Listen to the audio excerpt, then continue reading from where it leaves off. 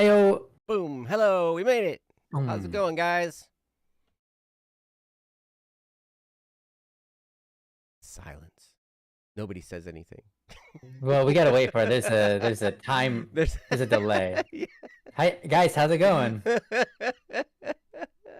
I love it. It's like, see, that's where you're supposed to answer in their voice. Oh, yeah. Is that what they sound like? That's Super Neon Blue. Oh, yes. Is that great? That's Is that Baca? That's, let's see. No, that's Joe the Pleb. Oh, Joe the Pleb sounds like that. And Augustus, he sounds like, well, he's so high pitched you can't hear it. So I don't even. I'll do it. I'll do it just to. The funny thing is if you say it in a really non-voice kind of way, then Discord will just like. Oh yeah, that's filter true. It out, true. You know. Mm-hmm. Yeah, that's true. Ah, sweet. Hey, Noah. Wow, first stream in 3 years. Wow. You know what? You and I have something in common. This feels like my first stream in 3 years, to be honest. Yeah. Crazy how it's like it's only been 2 weeks since you've been here. I know. But every time I get with you for this Don't Worry Wednesdays, it feels like it's been months. I know. Like, because I'm so used to seeing you like every week, and now I don't see you every week. Mm-hmm. So.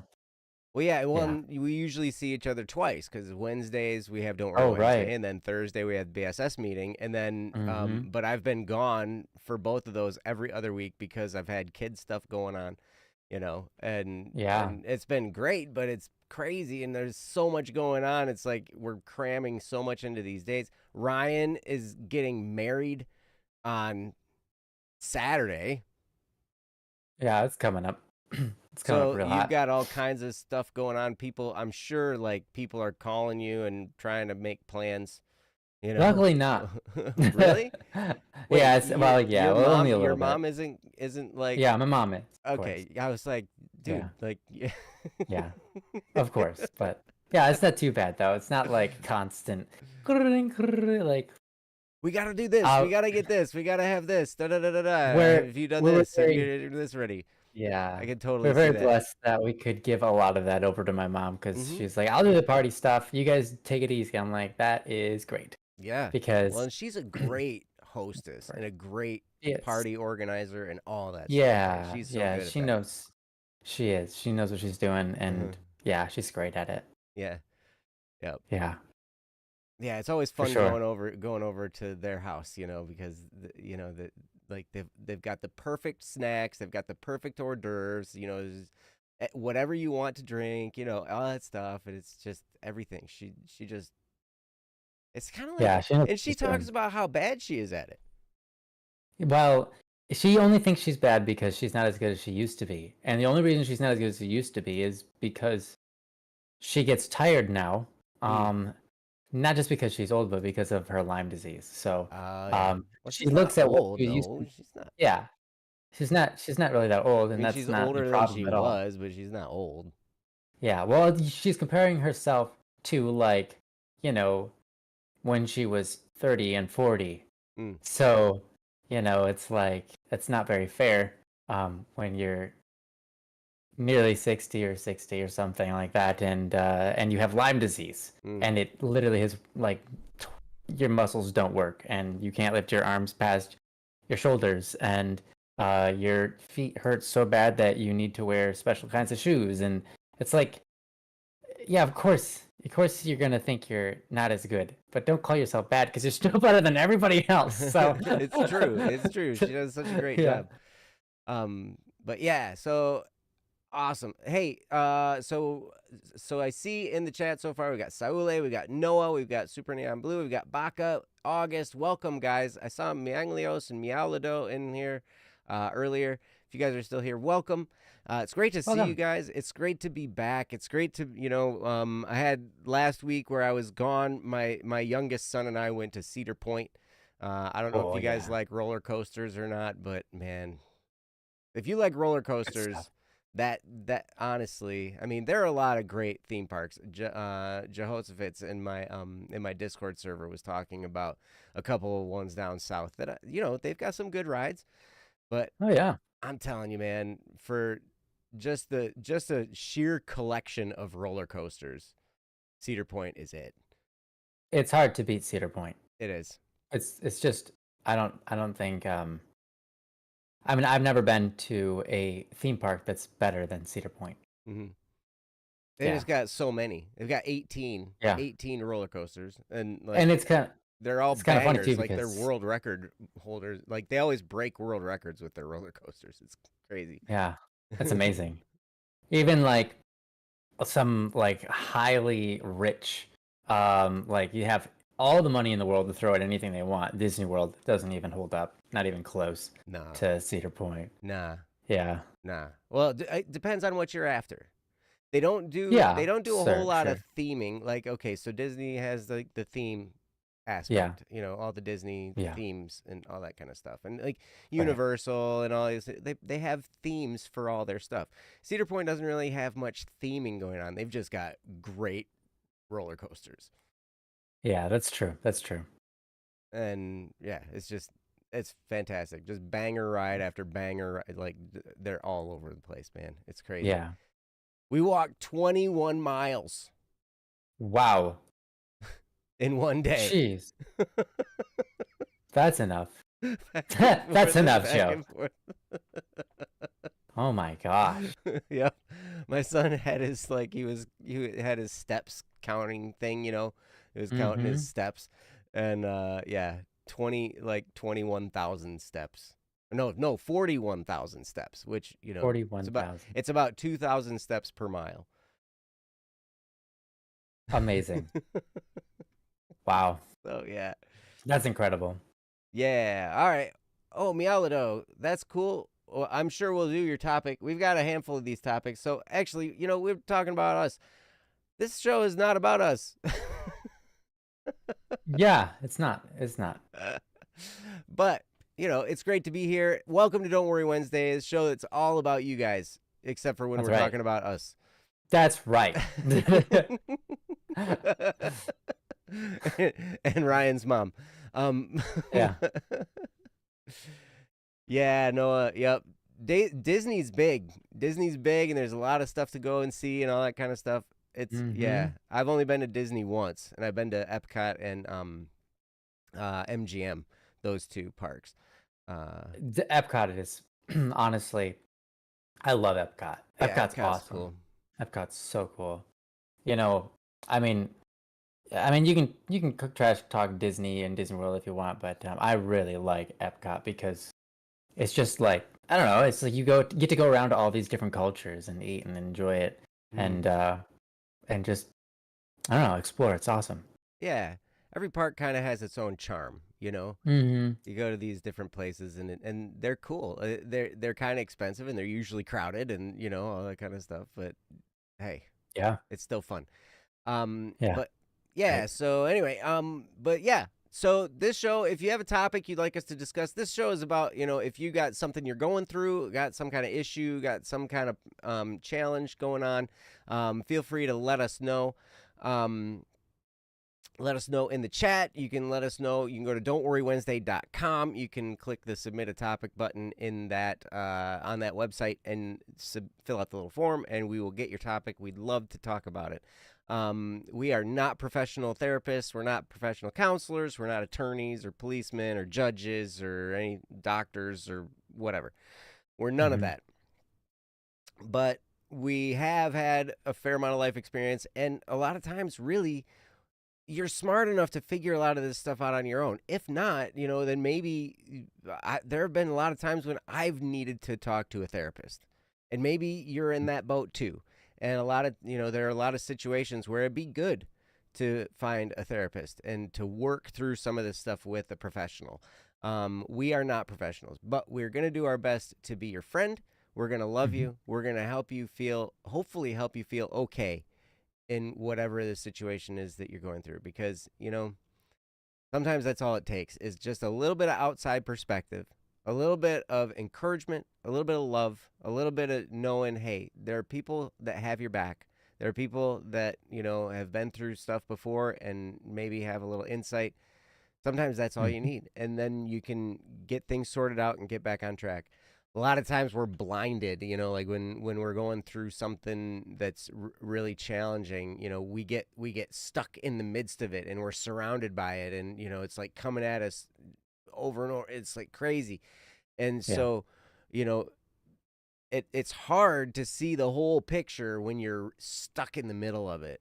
And so then when you can get some input from someone who's outside looking in and saying, okay, this is how the whole landscape looks.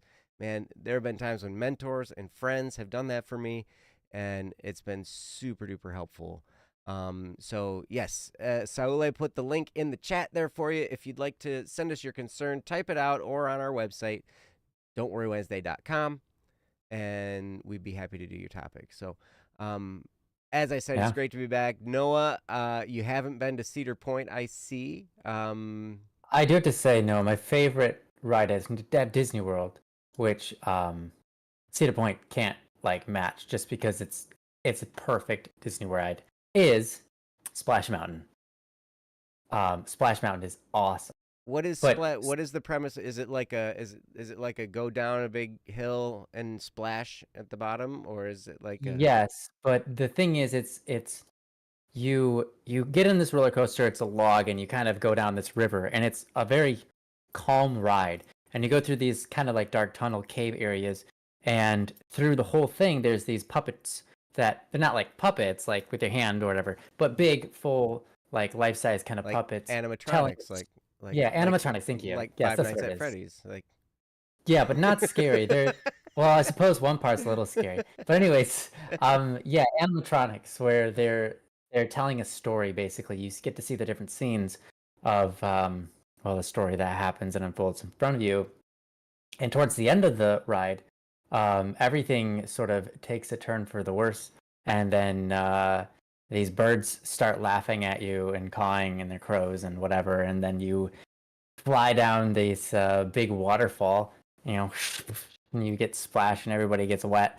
But you're in Florida and it's really hot, so you get wet and then you're you really get up from happy the about it. ride.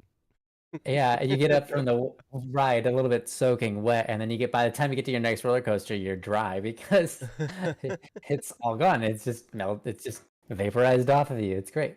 Yeah, Yeah. that's awesome. On Hmm. a hot day, a water ride or something like that is Yeah. exactly the ticket sometimes. Yeah. Yeah. But yeah, it's a really cool roller coaster just because it's like story, and they did a good job at it. I hope it's still the same. I don't know if it is, but Noah says they just renovated it. Actually, it's now called Tiana's Bayou Adventure. It's the same layout but oh, themed around Princess and the Frog. So bummer. the theme's a little different, but the same I layout of the ride. I think they got rid of the old one because it was Briar Rabbit or Briar something like that, Mm. and it's an old reference to a show that had some semblance of slavery in it or Mm. something. Gotcha. So yeah, I kind of remember hearing something like that. Anyways, I don't know for sure. Okay. Regardless, yeah, it's a That's good ride. cool. Yeah, that's fun. And there are rides that my oldest son is not much of a roller coaster guy, but my youngest son is, and so we Hmm. we we're looking all over the place. There's a place out in Utah we want to go called Lagoon. We want to go out Oh, there. There's a place we want to go to Universal. We want to go to. I'm a little gun shy for Disney just because Disney is a little bit crazy. You gotta like everything's on an itinerary. Seems like now. Like you got to schedule oh, your rides or something. hmm. Um, Okay. yeah. Um, oh, you're going in August. All right. Yeah. Report back. I would love to hear how Disney is now. When Yeah. I went, it was crazy. It was spring break though, when I went. So it Oh, was yeah. That's the worst time to about go. as busy as you could possibly be. It Hmm. was just, I just remember being crowded and waiting in super long lines. Well, But the only time that's worse to go is like during Christmas. oh, I can imagine. Mm-hmm. I can imagine. Well, what I mean, at least for crowds and stuff, yeah. Mm-hmm. Yeah, Christmas vacation when it's cold Mm-hmm. everywhere else, and so everybody wants to go someplace warm, and they all Yeah, go to yeah, Disney. yeah, Uh-huh. yeah, Yeah, yeah. that sounds about right. Well, yeah, please do report back. That's awesome. Mm-hmm. Holidays are tough. Yep. I will say this though, if you do plan on going to Cedar Point, um, the surprisingly the tickets were quite a bit cheaper than most of the other theme parks around the country. Like I think it was like $50. And actually there was a special deal. I got a bundle deal where it was $50 and you got an all-day drink pass, you know, a little Mm. bracelet to get, you know, you just scan it at all these you get free soda or water or whatever you want to get, you know, for free all day. And a lot of the places it was like $100 or more to just get in the park. Wow. And I was Yeah, like, that sounds wow, about right. wow, that's crazy.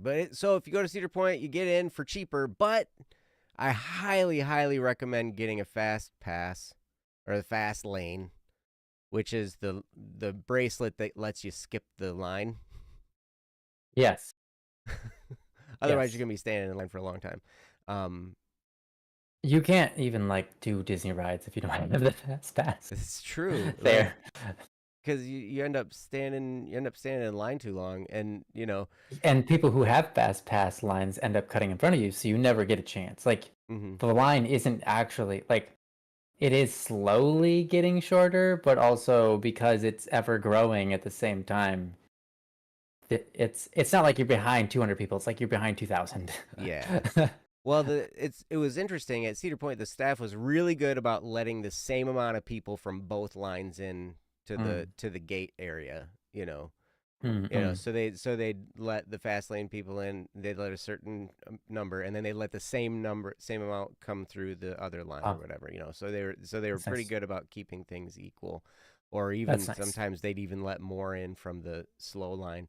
But yeah, it's still Yeah. like, man, we got those, and so like we got roller coaster sick twice. When you ride roller coasters long enough, as much, you just Wow. as fun as they are, you just get you slam your body enough with that amount of G forces, you get that just like, oh. I haven't been on a roller coaster for so long, and literally just like putting my head back on the bed, like where it rolls off the bed a little bit. You're like, whoa, that was wild. So I don't think I can survive a roller coaster right now. I need uh, to go upside down a few times. I hear I you. need I need training. Yeah. Well, I will tell you the cure, and this is actually legitimate. The cure for when you get roller coaster sick is ice cream. Ah, I can see how And it's that's weird. It just is.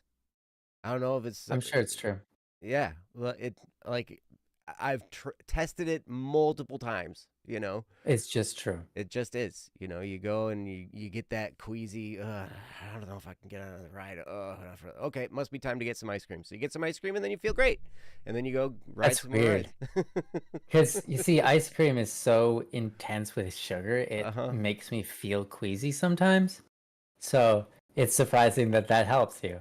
Yep. That's Yep. amazing. Well, we were eating Dippin' Dots. You ever had Dippin' Dots? Oh yeah, I love Dippin' Dots. I haven't had Mm-hmm. Dippin' Dots in forever. I Yeah. love Dippin' Dots. They're Dippin' good. Dots are great. And I just like would scarf mine. And my son's like looking at me like, Dad, you ate that so fast. I'm like, this is medication. Like, Yeah, because that's what you do with that's what you do with medication. You scarf it you down. just quick. Right. Right. uh, Awesome. oh, hey, thank you, Saule. Yeah, we haven't announced the stream on Discord yet. Sorry about that. I'll get back to the swing of it, but um, Hmm. I'll do that. Let's see. So, Ryan, how have you been? Awesome. How have you been, man? I'm good. I already just talked about what I've been up to. What have you been up to?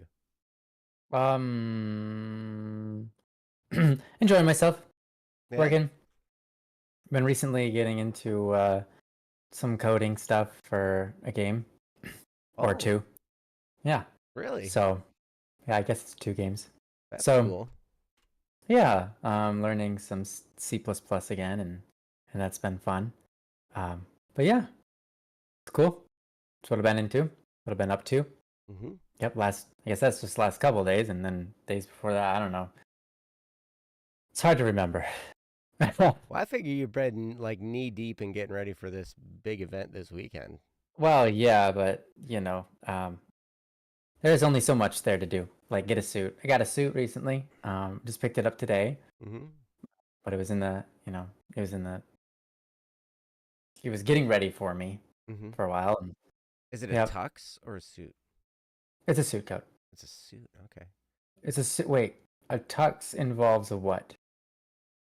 I don't know. A lot of times it's got like shiny lapels. A lot of times, you'll have like a vest or a cummerbund and a bow tie, or well, a lot of tuxes now have a straight tie, like a long tie. Yeah. No cummerbund. But it's a vest and undershirt, like one of these, and then an undershirt underneath that probably, and then an overcoat, and then a tie. That's what we're going with. So. All right. Yeah. Cool. Should I wear a suit? You can wear whatever you want, just as long as it's appropriate. Yeah, that's what I've been telling everybody else. So wear whatever you want. We're gonna get quite the as long as it's appropriate. That's a good disclaimer. Make sure it's appropriate. What is appropriate though? I told all of them that it's going to be at a mass in a church, so the guidelines are pretty obvious. You know what I wear to mass? Your normal day clothes, like a t-shirt and jeans. Yeah. Yeah. You can wear that if you want. I'm gonna dress nicer for your wedding. It's a special. If you want, yeah. You can dress. You can wear. Oh, you could dress an extra pair of underwear. That's really dressing up. Why would I do that? An extra pair of underwear? Well, it's more dressy than one less. Oh, because you dress more. You put more clothes on, so you're putting dressy. more on. Yeah, more dressy. Yeah, I'm dressing up. I've leveled up my dress game. Oh, really? It looks like you're just wearing. No, I've got 2 pairs of underwear on. I'm dressed up. Something no one can see, but God knows. God knows. Well, what if you wear your second pair of underwear on the outside? God sees your 2 underwear. Yeah, if you wear it on the outside, everybody sees it. Everybody. That's good. That's why that's how I wear mine. That's not true. That's how Superman wears his, though. That is very true, how Superman wears his. Yeah. And don't we all need to be a little bit more like Superman? Yeah, wear your underwear on the outside. Ah, yeah, that's right. Baka, you've really gotten into the Hunter Call of the Wild. Is that a book or a game or a Is that an update to Zelda Call of the Wild? I don't know what that is. The Hunter Call of the Wild. It sounds familiar. Game. It's got to be a game, right? Yeah, it sounds like a game.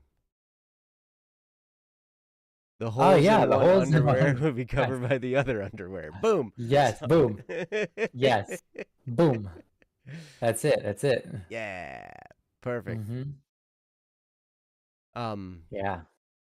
Cool. Well, if you guys have any topics, feel free to go to don'tworrywednesday.com and we'll do our best to handle those. We don't have any new ones. We have new ones I processed from last week, but don't have any new ones necessarily this week. Okay. So let me reload my tab. Hey, independent puppy, how you doing? Heyo. Welcome. Good to see you. Thanks for being here. Yeah. Okay, so I know that the Joe Bohan one has been done. I think we covered that one. Oh, did we? On here. I'm pretty sure. All right, well, I'll just say answered then. Okay. Click, go away. We answered it. It's a hunting game. Gotcha. Okay. Cool. I like games where you shoot stuff. Oh. That's a hunting game. A hunting game. You're hunting other players or stuff in general. I do like shooting. Cool. I'm glad to hear you're doing good. Yeah, we are good. Puppy. Yes. Very good. I speak for the both of us now. Oh, cool. Thank you. You're welcome. Save you time. Save you time and energy. I speak for the both of us. All right, good. One of us tells the truth. One of us always tells the lie, but I speak for the both of us. All right. Well, okay, so we've got one from Saule. We'll just go in order. I think Saule's is the earliest. It's called Poetic Wanderings. It was given to us a while back. Yeah, a while back. So what I'm gonna do is I'm gonna put this up on the screen. Sally, is your internet a good enough connection now that you can hear us well? I know you're struggling because of a storm. Oh yeah, that's right. That's right. I mean, you're doing really good as far as, keeping up in the chat and stuff. Thanks, Sally. You rock. Yeah. Well, I mean, Saule is here. Yep. And he said he wants to be here when we do the topic. Yep. And he's technically here. And he's here. I can hear well enough. Okay. Perfect. For now. All right. All right. I'm going to put this up on the screen. This is called Poetic Wanderings. And you guys can read along with me as I read it aloud. Mistakes made me a hero to a few, but from my good deeds will calamity ensue? Lost in the stars on this awfully rainy night, clouds and the rain obscure my guiding light.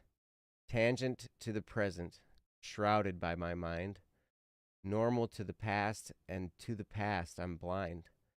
I have two ways to look at this world. To the future all are lies, in the present day only half the truth. If I cannot see the past all said, how can I learn my way? If I cannot see the results of my own actions, what can I do but hope my course will stay? From Saule. Thank you, Saule. That is quite beautiful. Poetry, I do enjoy poetry. Do you like poetry, Ryan? I like poetry. I think one of my favorite things about poetry is there was a line from, I forget who it was. I wish I could remember. I think whoever it was probably a saint. But poetry is when you have when something is ineffable and words can't describe it. You use poetry, your best to sort of give to share the understanding or the feeling or the complexity of the issue on your mind. Even though it's still more words, it's like there's something deeper than just the words, and that's what it's about. Hey, welcome, Twashu. It's great to see you. Yeah, nice to see you, Twashu. So Saule, I'm kind of processing this this poem, and there's a lot of depth in here, and there's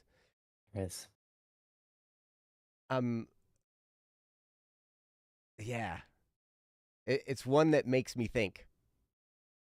Yeah, it's very good. I out of curiosity, now I know a lot of poetry for people, like people say I don't necessarily mean a whole lot by it, or I want to see how other people feel about it, etc. But Saule, if you would like, if you have the if it's okay for me to ask, I guess, or if you even can, because each poet is their own. Would you guide us through this?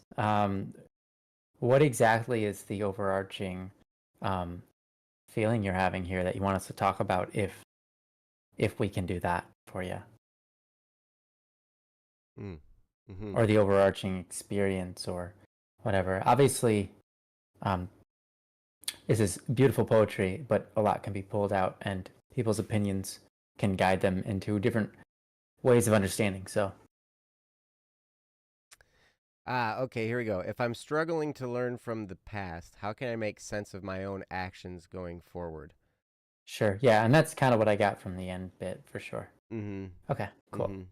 Yeah, there's definitely the struggle with past, with what's happened in the past, and then how do I move forward on this? Yeah. And you know what, sometimes you can't. Like, we only have our perspective, and so sometimes that's why it can help sometimes to have outside perspective, like from trusted friends, family members, whatever. And, but I say that with a caveat because there are people that maybe have not earned your trust that Sure. maybe can't shed as good of a light in there, or I've definitely gotten caught in that trap before where I haven't known what to do. I have had no experience in something, and so like I've trusted the advice of somebody and it's been so wrong. Mm. and then it's like, ooh, that hurts a little bit, but I learned the right thing. And yeah, but if I'm struggling to learn from the past, how can I make sense of my own actions going forward? That's a really good question, because the lessons from the past aren't always clear. Have you noticed that, No. Ryan? Yeah, absolutely. That is 100% true. Mm-hmm. Yep. And so, like, something we have an experience happen, and sometimes you don't understand the lesson from that until years later. Yeah, that's true. I can remember getting hit with stuff before, and it's just like, why did this happen? And I'm trying, what can I gain from this? And I can't even come up with an answer. It's just crazy or whatever. It either hurts really bad or it's just nuts. And I'm like, what am I supposed to get out of this?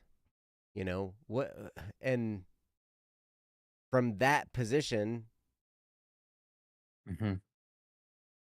we still have to somehow move forward. I mean, life is going to go on. The world's going to continue.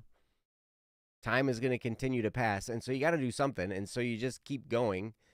And then eventually, a lot of times it's crazy because, you'll go along the path for a while, and then something else will hit you. And then you'll be like, aha, now I can finally apply this past thing that happened maybe years ago. Mm-hmm. And now I can finally apply it. So I think probably you may not be able to make sense of your own actions going forward. Mm. I mean, if you have anything specific that's going on, I mean, that'd be, if there was something specific you had a topic or a question about, feel free to share. But I can tell you that a lot of times, as you're struggling with past mistakes or past failures, or even just past events that, happened and didn't really make sense, sometimes what you have to do is just keep going. And eventually, a lot of times they, like the lesson will represent itself, or, you'll finally realize, aha, I would never have been able to handle this that I'm facing now without that thing that happened years ago. Mm-hmm. I've had those kinds of experiences, multiple times. But Ryan, Yeah. do you have anything you would want to talk about with this? Sure. So I've got I some will turn it thoughts. over to you, and yeah, feel free to share. Yeah, one of my first thoughts about this is right in line with what you were just talking about.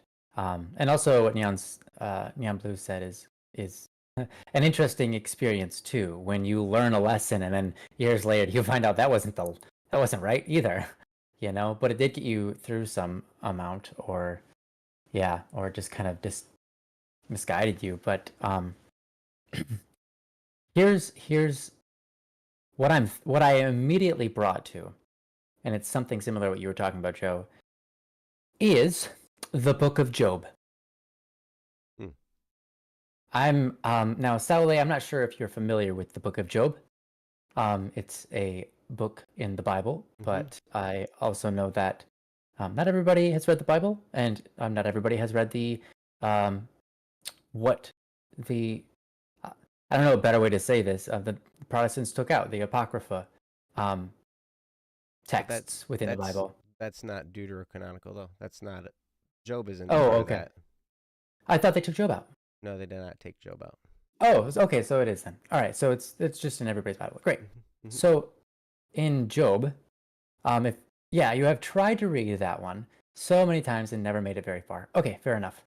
Yeah, it's a hard read. I would highly recommend reading it if you could. Here's the thing, though. I'm gonna spoil it a little bit here for you. What's interesting about Job is at the end of Job's adventure, not that anyone would really call it an adventure. It's really just a bunch of pain and suffering. Mm-hmm. And he's like, why all this pain and suffering? And his friends are like, it's because you did this, or blah blah blah. It must be this, that, the other thing. And he's like, no, that's not right. And lots of people give their own thoughts, and he gives his own thoughts. And then in the end, eventually God comes and he's like, kind of sets them all straight and says, something along the lines of this to Job. It's a very iconic line, and it goes something like, "Where were you when I created the heavens and the earth?" Right? Now, it's an important line. It's like when we look at the past and we go, "Why? Why did everything go wrong for me? What happened? I was doing everything right. I didn't hurt anybody, and I wasn't doing anything evil. Why all of a sudden am I so cursed and blah blah blah?" And it's like, and then God comes along and is like, "Why do you think you can solve that answer?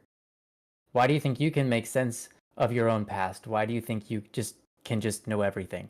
It's kind of the feeling you get from that answer. When the response is, "Where were you when I created the heavens and the earth?" But that line is a question, not a statement. And I think that a lot of times we read Job, we don't realize that. Yeah, "Where were you" speech is in the top 10 most brutal vibe checks in history. Mm-hmm. Yeah, True. absolutely. True.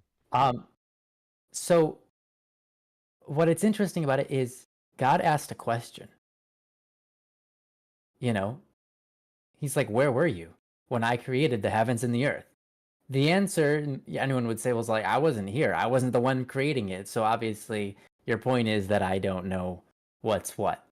And it's like, well, that's true, but there's more to that. Where were you? You were somewhere, and you probably don't realize that. Where were you before God created the heavens and earth? Well, God tells us. It's in the New Testament. It's Jesus' words, I believe. Or through one of the Gospels. I can't remember. It's hard to remember exactly. But God tells us the answer. Before God created the heavens and the earth, He knew us. He could count the hairs on our head of when we would one day be. Mm-hmm. He knows us so deep down inside of us, even before we were even made.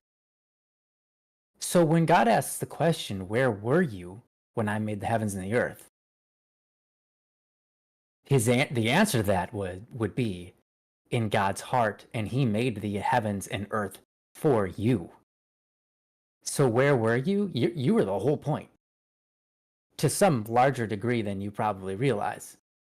And that applies to all of us, but it's still an important point, regardless of how many people it applies to.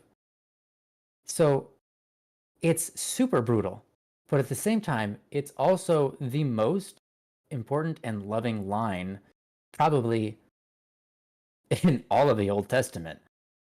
But you don't quite recognize it until probably the New Testament, when it's revealed where we were in God's heart. I mean, there are parts of the Old Testament that reveal that as well. I mean, there's some things that you could find in Exodus, and some things you could find in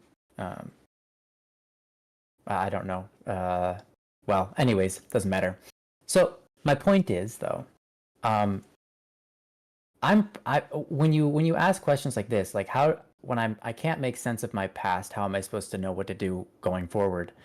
How am I supposed to understand what I'm supposed to be doing, and if I'm doing the things the right way? How do I understand? Like, I see myself taking these actions, and I don't even know why I'm doing that, because I can't make sense of my past. And it's like, yeah, fair enough. And that's understandable, and that's real, and that's normal, and that makes a lot of sense. Um, but I think Job is our example in this, because just like Noah was saying here, Job encounters a lot of hardships, but Job never gives up on God. Mm. Job never gives up on the greatest good. For those who are not religious, you could say Job never gives up on believing in the greatest good, having hope, right? Having hope for something good, having a desire for morals and values and virtues and wanting to be a good person. And he continues to be a good person when his wife leaves him. He's lost all of his land and all of his crops, all of his workers and etc. He's gone so deathly ill that he can basically just lay there and sit there, and he's just stricken with one thing after another, after another, after another, after another, and then you see this broken man, and yet he's the same man that defends God in front of his friends. He's the same man that refuses to say, it can't be because I did something wrong, and this can't be me experiencing God's wrath. And he's right. What's interesting about the story also is that God says, all right, I'm going to step back. I'm going to withhold my blessing, and whatever happens to him happens, essentially. So he withholds his wrath as well. So whatever Job faces is not from God. God just lets the world act. And everything falls apart for him. And so it's an interesting story, and it's one that's worth reading and relating to, and not just relating to, but kind of living through that experience through Job. I know it's hard because it's written in an old language a long time ago, and not necessarily in the most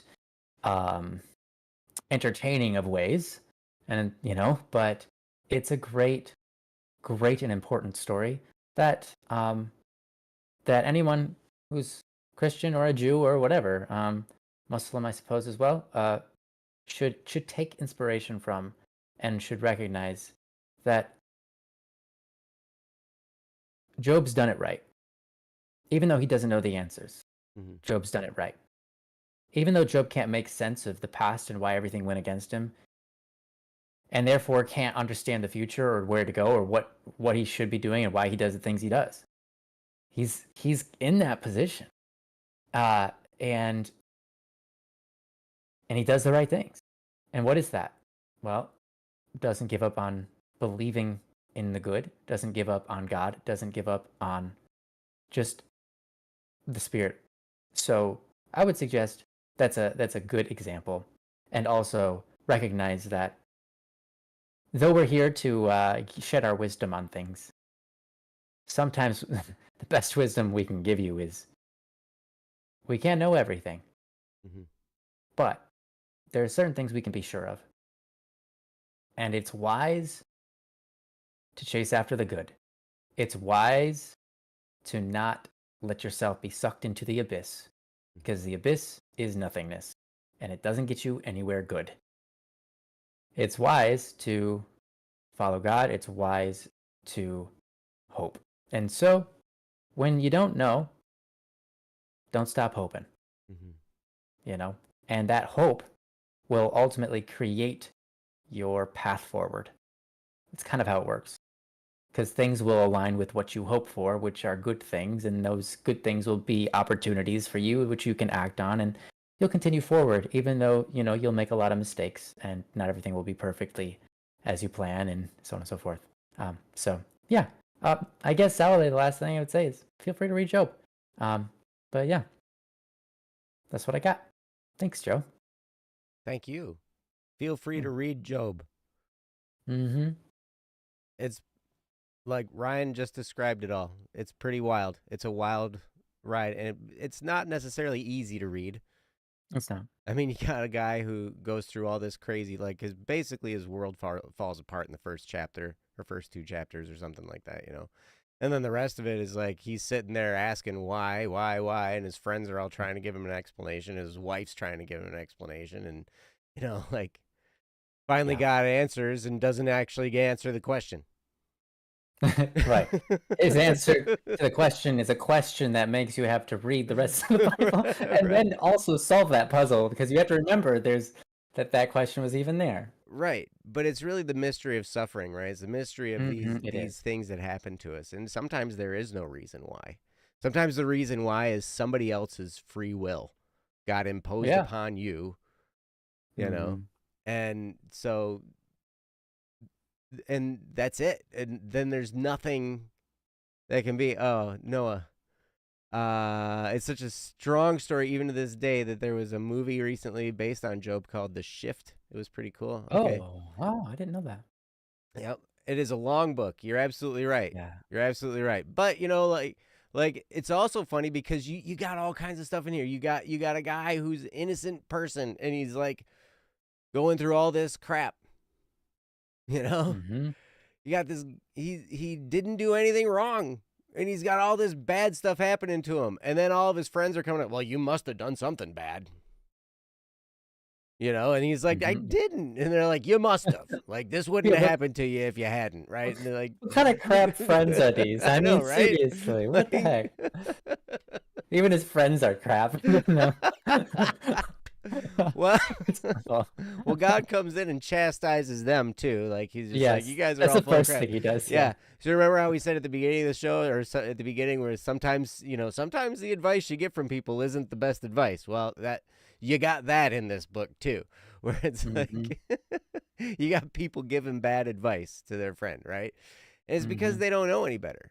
And some of these things, like sometimes we go through these moments, and they come upon us. We didn't cause it at all.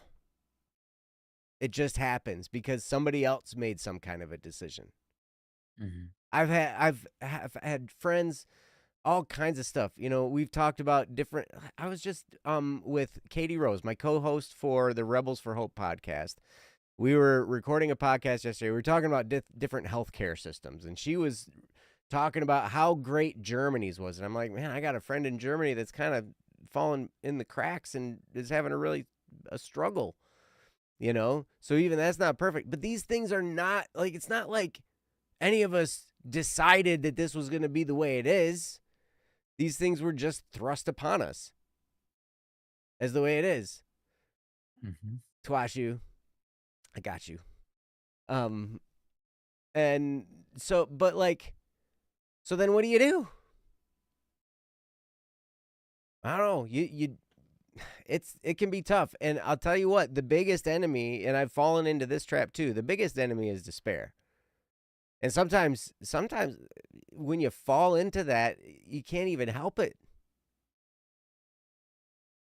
And you need help. You need help. Maybe you need professional help. Maybe you need friends surrounding you. Maybe you need all of the above to kind of help you get back up and, get back on track, because it can be really tough. But you don't always get the reason why. We don't always know the reason why something happened. We don't always get the lesson. But here's the real question. And I remember reading, so we kind of went on the track of suffering. Ryan went along the Job story, all this kind of stuff, right? And I remember reading an encyclical from, I think it was John Paul II, talked about something about the meaning of suffering, or the Christian, whatever, on human suffering. And the bottom line of the whole thing was, look, there's two kinds of, there's physical suffering and there's moral suffering, which is the internal, like the emotional, mental, all that kind of stuff. They kind of lump all that into calling it moral suffering. And that is generally more difficult to go through. Like the moral suffering, like physical pain really, really sucks, right?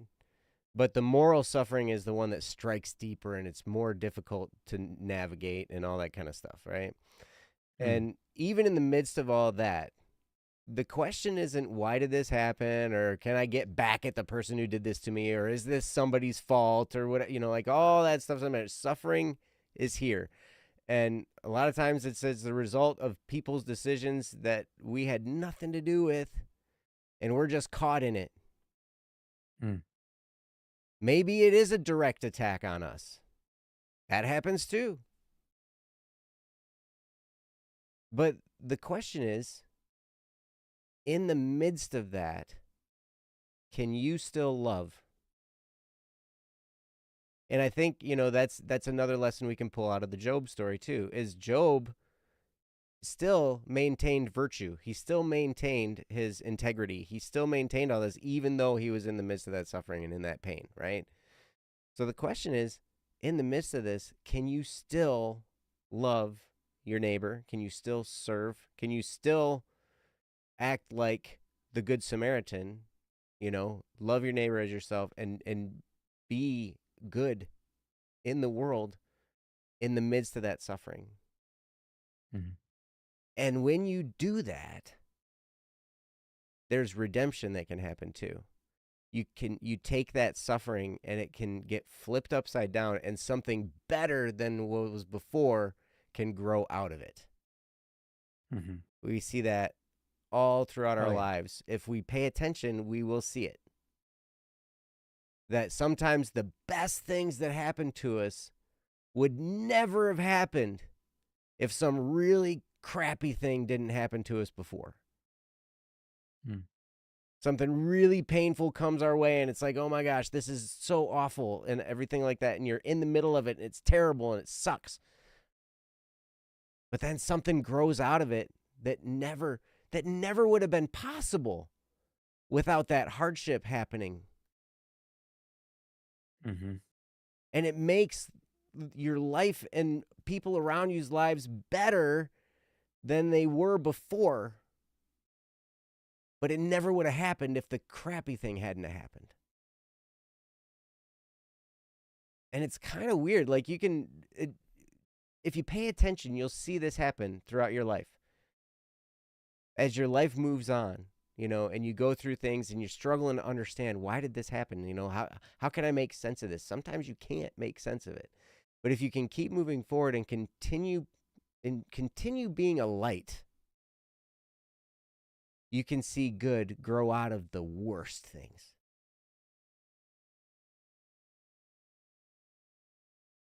And so I guess, I don't know, you just got to keep moving forward sometimes. Mm-hmm. Yeah. Yeah, there's a great number of saints. Maximilian Kolbe, for example, is one of them, who endure a great trial of suffering, and through their actions do an incredible amount of good in a world. And it really does speak volumes about what you're just saying. It's amazing. Mm-hmm. It's amazing. Mm-hmm. And I think we're all called to be that kind of person in this world, because we're all going to experience things it's just not fair, and it's not okay, and it's not good.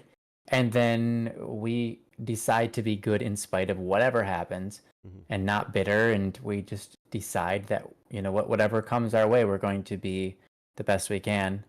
And we find out, we've done more good than ever thought possible, because of it. And we've become people who've shown what we're capable of. And it's like, we wouldn't have been capable of it if we didn't go through the trial.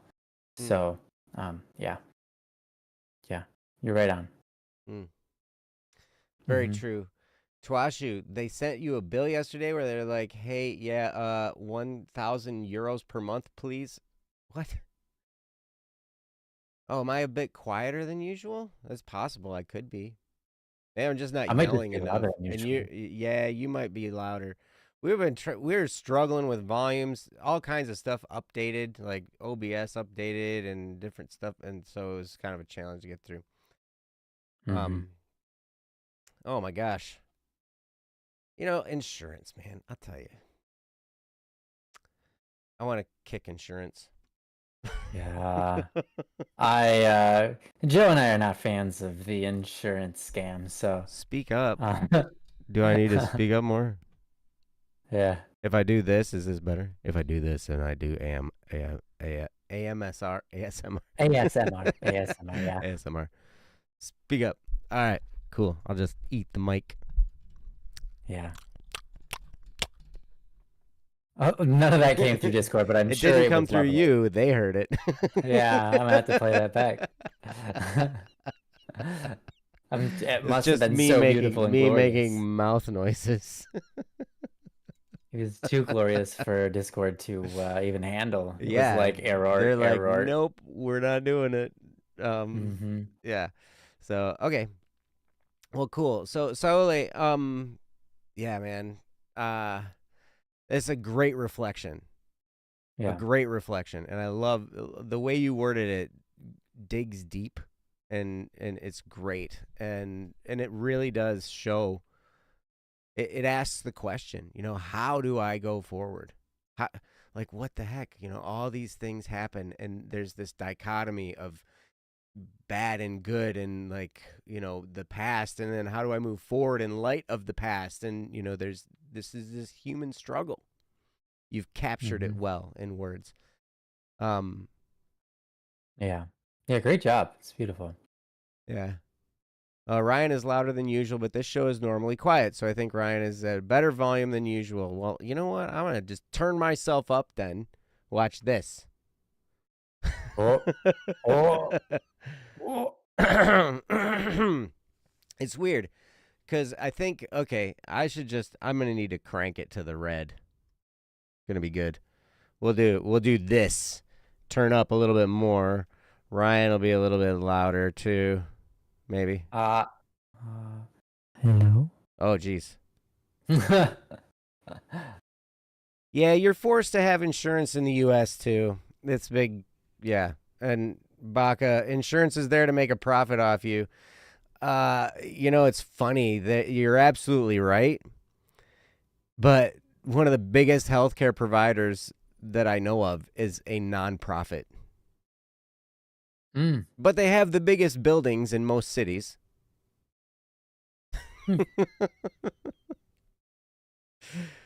Well, as long as I guess I don't know what a nonprofit classification is. Maybe we need to talk to Joe Bohan. He'd probably know that kind of stuff. I'm sure there's a tax code thing or whatever. But, yeah. Noah says, I'm not going to lie. I've been holding back a reason for suffering joke for the last few minutes. Fair enough. You could. I see it. Yep. Go for it. That's great. That's a great song. It's one of my favorites. Saule, I'm really caught up in the struggle between good and evil. I will probably have more related but different topics in the near future. Thank you for covering. You're absolutely welcome. Thank you. Yep. Thank you for the reflection too. And there really is the struggle between good and evil, and it's all around us, and it's within us. Yeah. The struggle is everywhere. And yeah. So it's probably not going to stop. Yeah. But can you do the good even when there's bad all around you, even when it's painful? Can you do good? The answer is yes. It may not be easy, but you can. And there is redemption. And that's one of the reasons, like, people will ask, why would an all-loving and all-knowing God allow evil to exist, right? And we don't necessarily know all the answers. God would probably come at us with a non-answer answer, like with Job, Maybe he would. And he'd say, I'd have some smart aleck remark too, probably, because like God would be like, "Where were you when I made the world?" and all that kind of stuff. I'd be like, "I don't know. You were there. Why don't you tell me where I was?" Why don't you tell me where I was? No, you don't want him to do that because what he says becomes real. So then you would get sucked into the past. Oh, and you'd have to relive everything from like the Big Bang forward. Wow. Yeah. I don't think I would survive the Big Bang. Nah, man, you'd be dead. Joe's timeline's all kind of screwed up. He dies at the beginning. He lives some random point in time and somehow dies at the beginning. Yep. Noah. A wise man once told me that from suffering, a heart might come to grow, and that has some sort of meaning. Mm-hmm. That sounds like a wise person I know. Yeah, that sounds like a weird wise guy. Look at that guy. Are you Canadian, eh? I'm pretty close, eh? About to take a boat. Oh, yeah. Oh, yeah. Internet's being weird. Is your internet being weird, too? Mine's good. Yeah, mine seems to be going. Mine seems to be fine. Super Neon Blue's not doing the greatest. Oh, yeah. Aren't you guys with like the same internet? Yeah, we are. That's kind of weird, huh? Yeah. I suppose mine seems to be okay. I hope well, maybe it's mine. I don't know. Or maybe it's my computer. Or maybe it's OBS. Or maybe it's a myriad of all other things. Yours is going in and out too. Maybe it's my fault. My fault, guys. Maybe. Or maybe. Oh, is it your internet or is it the stream? That's a good question. Because if it's the stream, it might be my fault. But I'm not seeing any dropped. Actually, I am seeing some dropped frames. Okay, so it's not my end then. Sally says, yeah. Weird. Yeah. That's a bummer. I wonder if there's something. Oh, there's supposed to be a storm. Is there? I think, but I don't know if it's over your area or not. I wonder if I can change settings in OBS while a stream is running. Interesting. I don't know. Let's see. I'm gonna look up if there's a storm over you. I don't even know how to do that. Okay, there we go. Let's try that. I don't know. Yeah, apparently mine's dropping frames. It's kind of it doesn't show interesting. A storm. So it might be mine. So we'll see. We'll see what's happening. But anyway, we're gonna keep going. Okay. Yeah, that's all we can do. Yep. So we've got 2 other ones here. OBS updated on me, and then it's weird. Meowlido's not here, so we might just have to do this other one. Yeah. Well, Meowlido was here, but then also said they'd be to let him know in the chat. Oh, okay. Okay. Yeah, I think honestly, I think it's my fault. I'm noticing OBS is telling me that it's dropping some frames once in a while, so weird. Okay, now I've got all green bars. Green is good. Green is good. Green is good. You know what? Fine at the moment. Okay, thank you. All right, yeah. Green is green. I tell you what, man, computers and technology, I tell you what, it's when you're running a show and you're also producing it and you're also trying to monitor all these technical things, it's really weird. Yeah, it is. Maybe it's updating Overwatch or something. I do not have Blizzard open, actually. I restarted my computer before I started the stream and closed everything. So I don't think I have Blizzard open. I don't think it opens right away. But it's kind of funny because I restarted my computer earlier today and Blizzard did open and was like, hey, you have an Overwatch update. But it wasn't really Blizzard that told me. It was Windows that accessed my Blizzard information without actually launching Blizzard. And then told me, hey, would you like to open Blizzard and update your Overwatch? And I was like, get away from me. I'll do that another time. I'll tell you what, if they're updating Overwatch again, they just had an update very recently. Well, I probably got that one, or probably that was being notified of that one. Yes. Yeah. I don't think I have that. I don't think I have that come up on startup, but I don't know. Who knows? Who knows? We're green now. It should be good for now. So hopefully it stays good. Yeah. So Mialido, if you're still here, let us know in the chat. I know that you said you were listening to another one, but keeping an eye on the chat maybe. So, yeah. Yeah, yeah. Yeah, yeah. What? Oh, okay. You're going to dinner with your mom. Awesome. Well, I hope you guys have a great dinner. That's great. What are you gonna eat? Did it? What are you gonna be munching on? I'm excited. So I'm excited now, for you.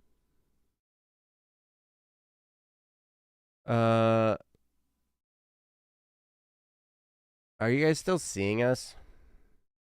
Cause like I went over to my YouTube and I hit to update where it was live and it like showed me like we had stopped the stream. Like I have all these options of what to watch next. Uh-oh. Oh, wow. That's not great. I'm still seeing you in 144. All right. All right, we're just gonna keep winging it then. I'm gonna wow. That's when I look my best, man. 144 is where it's at.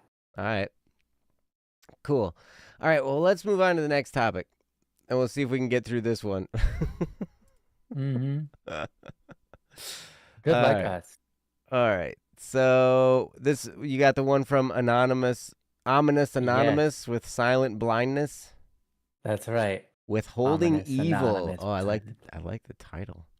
Yeah, Saturday might. I was like, maybe we'll do the anonymous one because that's Saturday was talking about posting something about between good and evil. So, maybe it's right on topic, or maybe it's not.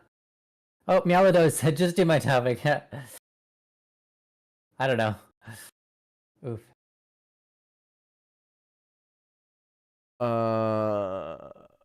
What do we do then? Well, because Meow, your topic, I'd like you to be here for it because, you know, this is advice about, and it looked like it was advice about what kind of, oh, Meow says do it anyway. Okay. Well, fine. We'll do your topic. It's like computer advice or something. Yeah. All right. We'll do Mialido's topic at Mialido's request. Mm-hmm. This is a music production laptop. So yes, we'll go ahead and do it. And feel free to reach out on Discord. I know I've been horrible on Discord lately, just because I'm so busy. So I haven't been around very much. But you're welcome to reach out. And ask questions about this kind of stuff. Mm-hmm. Best laptop for music production. Music production laptop. All right, I'll put this topic up on the screen. And then you guys can read along while I read it. All right. Question. Best laptop for music production with my conditions. We'll be using it for music production, which includes recording and editing and stuffs, video production, university things like classwork and other tasks, maybe light gaming like Minecraft and Sky Children of the Light, and other things. Max price of $3,500, but prefer less than $3,000. 64 gigabit RAM, or is that gigabyte? Maybe gigabyte. RAM or higher. At least 1 terabyte storage. At least Intel i9 processor or higher or equivalent, basically a top tier processor. 15-inch screen or bigger, ideally at least 16-inch, ideally not too heavy. I don't need amazing graphics and or display, but I do want something pretty good. I don't know what specs to put for this one. I would really like Windows, but I've read numerous things that rate Apple higher, so if you think I should get Apple, I would try to be open to that. Thank you. Yes, Super Neon Blue, I think this is a question for Google. I will say one thing for sure with regard to this topic. I do not like Apple. Apple is not necessary to do good music production.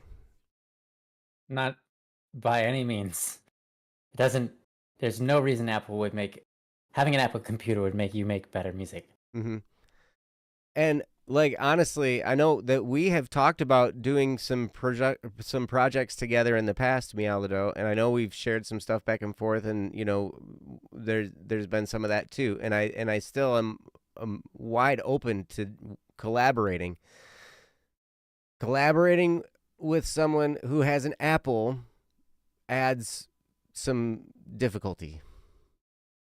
Yeah. Because all the files are different. Everything's weird. So I would definitely, there's no reason for you to spend extra money on an Apple.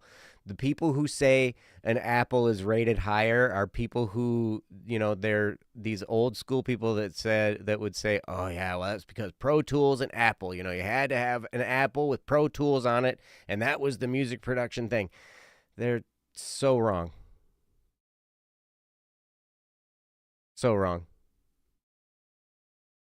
It's not even true chronologically. It's not. It's not even true chronologically. No, it's not, because before Pro Tools, there was other like, for example, Cubase was already out. Yep. Cubase Cakewalk was out. Yeah, Cakewalk was out. Cakewalk was the industry standard before Logic was ever. Steinberg's the one that created VST technology that everybody uses, including Logic.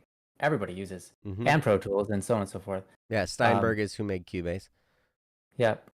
So it's hard to, like, you can go with, as Suriname Boost said, you can go with Logic, you can go with Reaper, you can go with FL Studios, you can go with any of these you want, but having a Mac, or sorry, an Apple computer doesn't put you above the cut versus using a Windows. You're gonna have the same stuff, except for you're probably gonna pay more for it, and you're gonna have less compatibility with programs than you'd like. Because Windows is just more compatible with everything. But yeah. So it sounds to me like you have a pretty good idea as far as what you want, as far as specs are concerned. I would make one change to this. Well, you said at least 1 terabyte of storage. If you're going to music production and you're going to be working with video game software and you know, possibly videos, video production, you're gonna want way more than 1 terabyte. I would recommend, especially if you're thinking video, I would recommend 4 if you can. Yeah. Or if you've got a budget like that, then 2 and external storage. Right. Yeah. 2 terabytes on your machine and external storage as well. And if you're doing video production, your video processor will be somewhat important. You'll still need a good graphics card. But then, so as far as music production goes, a lot of the sound stuff is not going to be taking place on your computer, because what you'll probably want to do is get some kind of interface. You know, we can recommend for on a budget, you know, in mid-range, I'll tell you Focusrite. I used Focusrite for years. You know, they work great. And the sound card in them is great. We've switched as a company. We've switched to RME, but that's really that's kind of out of most people's price range at this. And it's a software thing. That is a software thing. It was more of a decision on software because of they update their drivers constantly. So we don't have issues with conflicts with Windows or whatever. But yeah, as you were saying, Joe, yeah, Focusrite or most sound cards that are in the audio interfaces are going to be good enough to get you anywhere. Right. So you've got to, I mean, with what you've described here as far as your specs, 65 gigs of RAM, at least 1 terabyte storage, like Ryan said, I would bump that up to at least 2. And then the i9 processor. But yeah, top tier processor would be good. I would say if you can if you're looking at your budget and saying max price of 3,500 but less than 3,000, I would take that price because there are other things you're going to need besides just your laptop. You're going to need a DAW, probably a quality DAW. And those can, like you can get free DAWs, like GarageBand or Audacity, but you're not going to be able to do much with them. We've used Cubase for years. I think the pro version of Cubase is right around $500. Might be 300 now. I have to check. Yeah, it might still be 500. I'll look. Yeah, okay. Oh, you've been researching and watching videos and stressing about this all day. I understand. Take a break, man. Yeah, it's 500. Yeah. But so your machine, I mean, I just got a laptop to do mobile recording. Like probably 4 or 5 months ago, something like that. And I can do all the mixing. I can do all that stuff on there. It's got 2 terabytes for a hard drive. It only has an i5, I think, or maybe an i7 processor. Not the graphics card is just, what came on the motherboard. It's not anything additional. And because I have an external sound card, in my interface, I don't have to worry about any of that. I just plug that in and it works great for recording, and the mixing stuff that I do on my laptop, I can do pretty much anything there. The only thing I don't have on my laptop is I don't have all of the production plugins that I have on my main computer. Like we've got just tons of. We've spent over the years, man, when it comes to VSTs and different plugins and effects and, different tools and stuff for working on stuff. Mm-hmm. Now, we've done this gradually over the course of, we've been in business together for 14 years. So over the course of those 14 years, we've spent thousands, probably tens of thousands of dollars on plugins and, software. But it's been a gradual, thing. We haven't. That's not an all-at-once expense. Mm-hmm. But the laptop I use for recording cost me $1,500. It's got a 15-inch screen,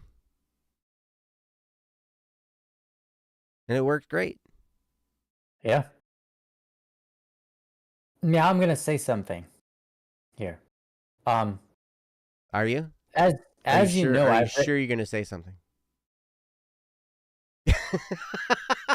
You're not sure. Sorry, Ryan. I couldn't resist that. It was too good.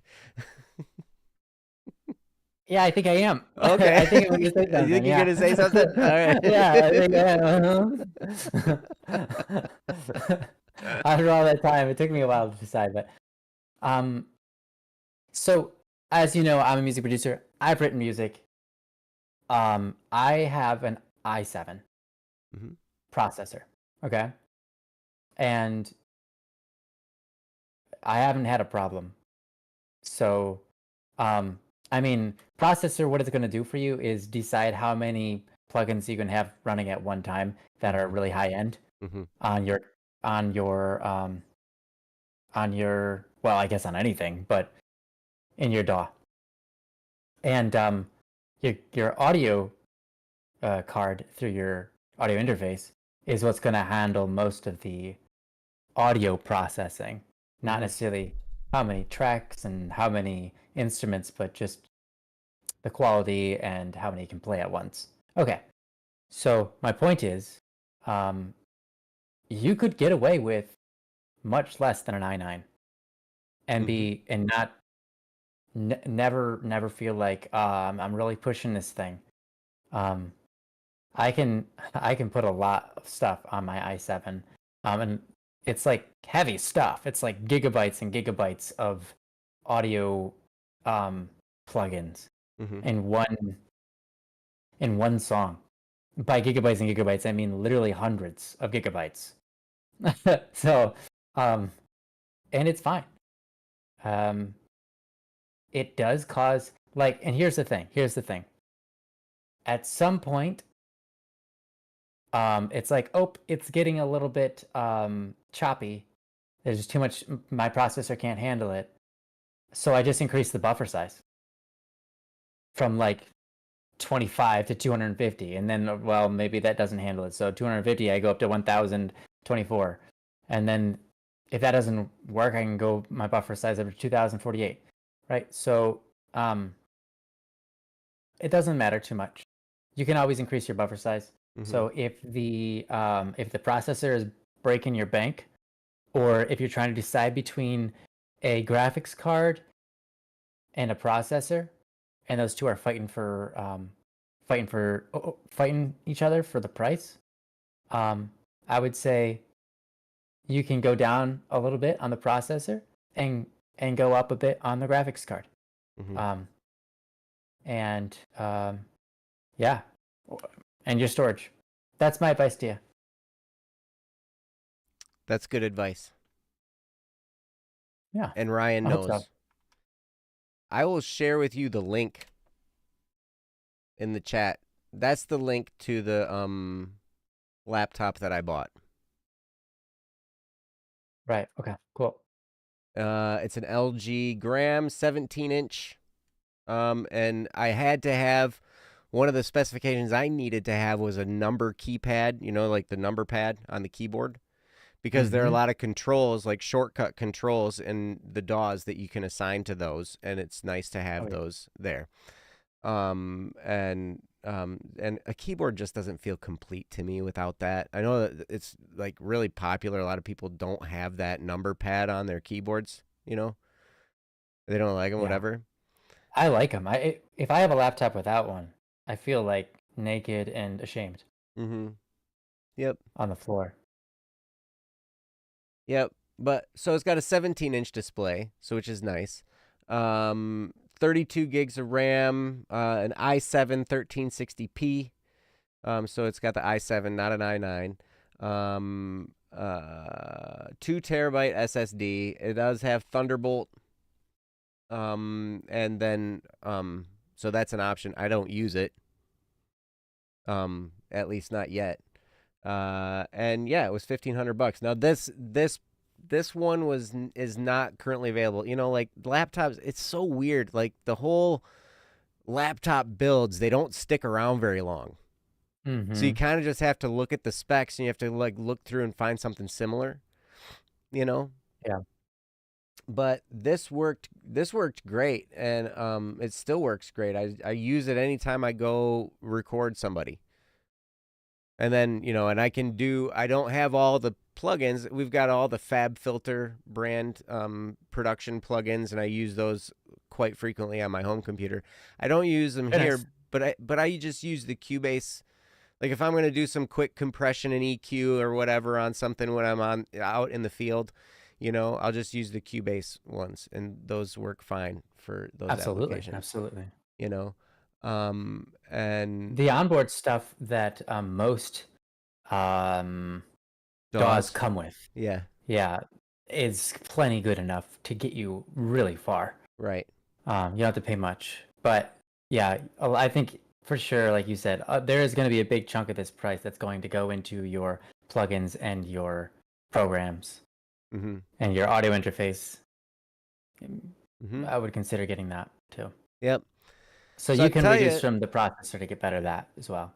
So I'll tell you what, you know, like if you're planning a $3,000 budget for computer, and you can get away with $1,500 for the actual machine that you're going to get, so then you have $1,500 left over, but you absolutely feel the absolute need to spend it on technological equipment, you can go right ahead and get an RME Babyface interface. Those are $1,000. You'll never need to upgrade that interface. Pretty much any other interface you get, you will have to, but this one you won't ever. Yep. Yeah. Because any other one, you're going to upgrade to an RME. And once you get to there, you're not going to upgrade anymore. Yeah. That's right. Eventually, if you keep going. Now, here's the thing. you can do great. Like, I don't know, you could spend $200 on a Focusrite and it'll work wonderfully for you. It'll work wonderfully for, like, how many years did we use Focusrite? Like 18. I don't know, but it's a long time. Yeah. Well, yeah, a long time. So Criminal Idol was recorded probably, I don't know if that was even recorded on the that might have been before the Focusrite. It was that one was all EMU. Almost all of it, but some of it was Focusrite. Only the very tail end. Yep. But then, a lot of that was EMU, which obviously doesn't exist anymore. But it's like, what was it? It was that one cost us almost 200. It was like 180 or something. Is that right? The emus? Yeah.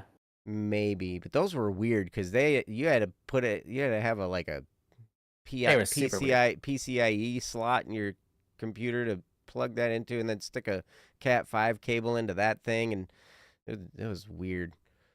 Yeah. They worked good, but it was weird. And as Saule mentioned, I had Thunderbolt on my computer to have a specific kind of Focusrite, but now I don't even use that because the tech has come a long way, and you can just use USB 3, which is amazing. So, well, and the thing with the thing I've learned about audio interfaces, is they're all just USB 1. Oh, really? They're not even USB 2.0, or not, they're just like just the white, Okay. Good enough. Wow. It's incredible. Yep. So, but that's the audio interface. So, I would say those specs on there. That makes sense. An audio signal isn't deep or isn't heavy in bit size. An audio signal is quite small. The processing is done within the card or within the interface, and then that just sends an audio signal back, which is quite small. So that makes sense. Yeah. Well, so here, if you're looking for a recommendation, I wowould say try and stay under the $2,000 mark for the laptop itself, and you'll have so many options. 17-inch display. You could even go a little bit bigger with a better graphics card or whatever. And still stay under that $2,000 mark, and then take the extra that you might have spent on that, and I would take a couple $100 and buy a Focusrite. I don't think like at this point in where you're at, you don't need an RME. No, you can get years off of a Focusrite. Yep, and it'll be a couple $100, and it'll be great. You can get a nice 4-channel Focusrite Scarlett, and it'll do great for you. And that'll be a couple $100. Get a good quality microphone for a couple $100. Get a DAW for a couple $100. For recording your stuff, and have a little bit of money left over to maybe get some plugins, because there might be some third-party plugins that would work really well as well, and some of those are like $50 or $100 or whatever, depending. But like Ryan was saying, if you get like, I think a lot of the native ones, that the plugins that you find on the DAWs themselves. Do you have to get the pro version of those to get a lot of those, or do they come in the lighter versions? A lot of the light version. Well, I can only really speak for Cubase because I can only remember that one off the top of my head. Yeah, I know that people have gotten the Cubase Lite, and it comes with an equalizer, and it comes with a compressor. It comes with all sorts of different stuff that you're gonna look for, you're gonna want. But if you get the pro version, of course, you get a little bit extra of all of those. And they're... Oh, and you also get their instrument set, the Halion 5 instruments. Yeah. In the pro version that you don't get. Yeah, the pro version gives you a lot more for sure. But I can't speak for any other DAW. And in Cubase, you also get Very Audio in the pro, and you don't get that on any other... Very Audio is worth just getting Cubase Pro. Yeah. Seriously. Yeah. That's only available on Pro. Yeah, it's worth getting Pro for Very Audio. 100% recommend. It's so Very Audio, and it's so well integrated So it allows you, like, when you've recorded a file, you can just double click into it and it'll open up and you can see Very Audio right there, and it will just like, you can see how all the pitches are and fixed time stretches of like, oh no, I played a wrong note. It's like, oh, no problem. Very Audio just whoop. It's like, oh no, I held that note for too long. It's okay, just stretch it back. You know? So much easier. Save so much time. Yeah. So yeah. Oh, Meanglios. Awesome. You say Meow already has a Focusrite, already has Cubase, is planning to get Cubase Pro. Excellent. So when you already have a version of Cubase and you're upgrading to Cubase Pro, it'll be cheaper. Because they have upgrade prices, even if you're like updating to the next version or whatever too. If you update to Pro, it's not going to cost you full price for the Pro. Thanks, Meanglios. Yes, thank you. And so also, I don't know what kind of microphone you have. You probably want a good large diaphragm condenser microphone. If you're going to be recording, and I can recommend. I mean, you can spend anywhere. You can spend anywhere from $100 to $10,000. You could spend way more than 10,000 if you want. It's crazy. $80,000. You know, yeah, you could. But I've been very, very happy. If you're looking at microphones, the Rode NT1, not the NT1A. The NT1, I think it was like a little over $200. It was between 200 and 260, somewhere in there. And if you already have an interface, it's obviously got phantom power, so you're going to be able to power the microphone. But that, for a couple $100, you're going to get a nice flat frequency response. That's the reason I bought it, because the frequency response of the microphone was flat. There were no peaks anywhere. You know, so it was just, you get what's there. And then you can make all the adjustments. The microphone didn't color the sound any.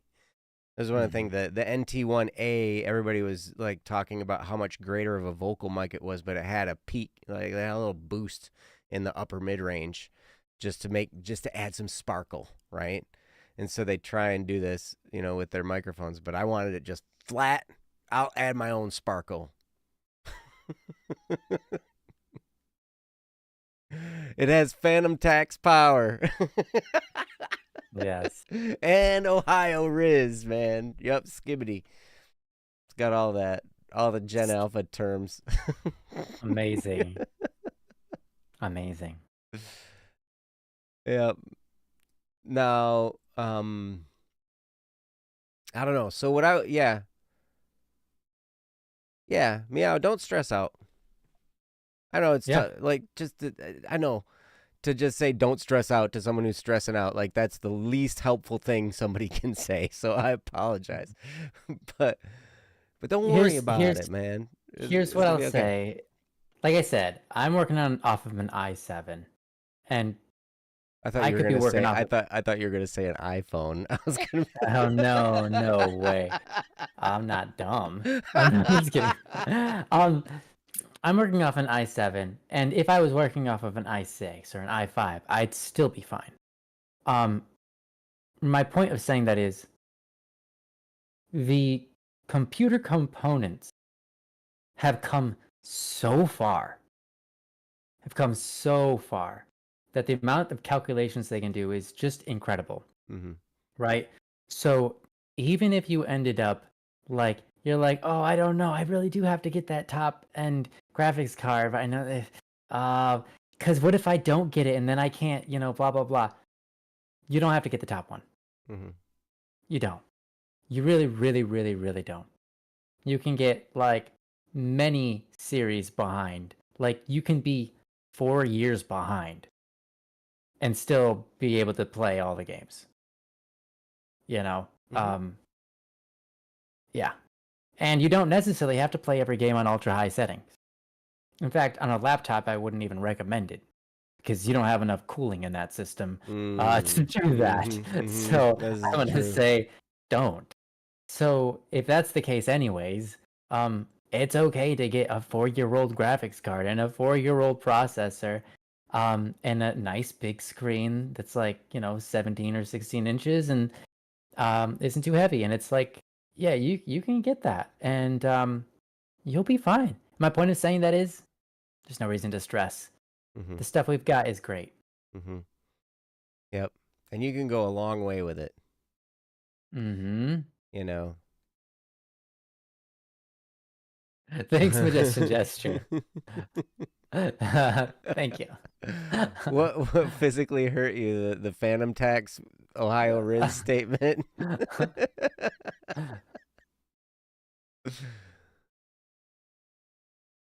Great. Oh, wow. Oh, wow. 107 Celsius while playing Overwatch. My gosh. 107 Celsius? That's insane. That's crazy. That is insane. Hey, that's Overwatch for you, though. Computer breaker. Mm-hmm. You're welcome. Yeah. Oh, yes, man. Baka. Laptops are lava bricks for gaming, and they will fry themselves fast. Although I do think, Minecraft isn't a very stressful. It's not a very strenuous game on a computer. Seems to me. Yeah. I mean, obviously, it depends on what you're doing, how many particles you're making your computer render. But that's true. That's true. Generally speaking, Minecraft doesn't have to, yeah. Mm-hmm. Yeah, so you don't need to worry too much about all this stuff. We get caught up in a lot of this stuff, and the Apple thing just blows my mind. I think that's just Apple being Apple, like the Apple phenomenon of the world. Yeah. Like it's just weird. Well, they ended up getting themselves in the what do you call that? College space. Mm-hmm. And so then everyone took their Macs to their industries, mm-hmm. and then it became industry standard and also what everybody was trained on in college, which, I mean, but not anymore. Smart move by them financially speaking. Not smart move of us technologically speaking. Those are two different things. The reason we all used Apple in college wasn't because Apple was better. It was because Apple was making money. And they could afford then to tell all of these colleges, keep using our product. It had nothing to do with it being better. Windows, of course, they have all the same technological capabilities. It's the real world we're living in. We all have shared information for the most part, and but yeah, well, I think that in the end, you can go either way. Just do whatever you think is best for you and your setup. I will say this might get me canceled in some areas.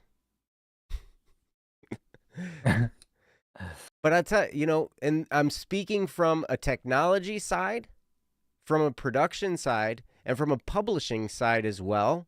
When you're registering, when you're like releasing songs, when you're releasing podcasts, when you're putting stuff out there and doing all this kind of stuff,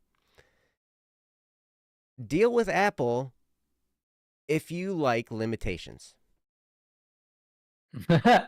Ouch. It's true, though. If you like limitations and extra work and extra headaches, then deal with Apple. I will say Apple has good face recognition software that is above most of the rest of the Windows world and Unix. So they've got that for them if you want face recognition stuff. Cool. But if you're doing music and that kind of audio, video, and gaming stuff, I think you're fine. Yep.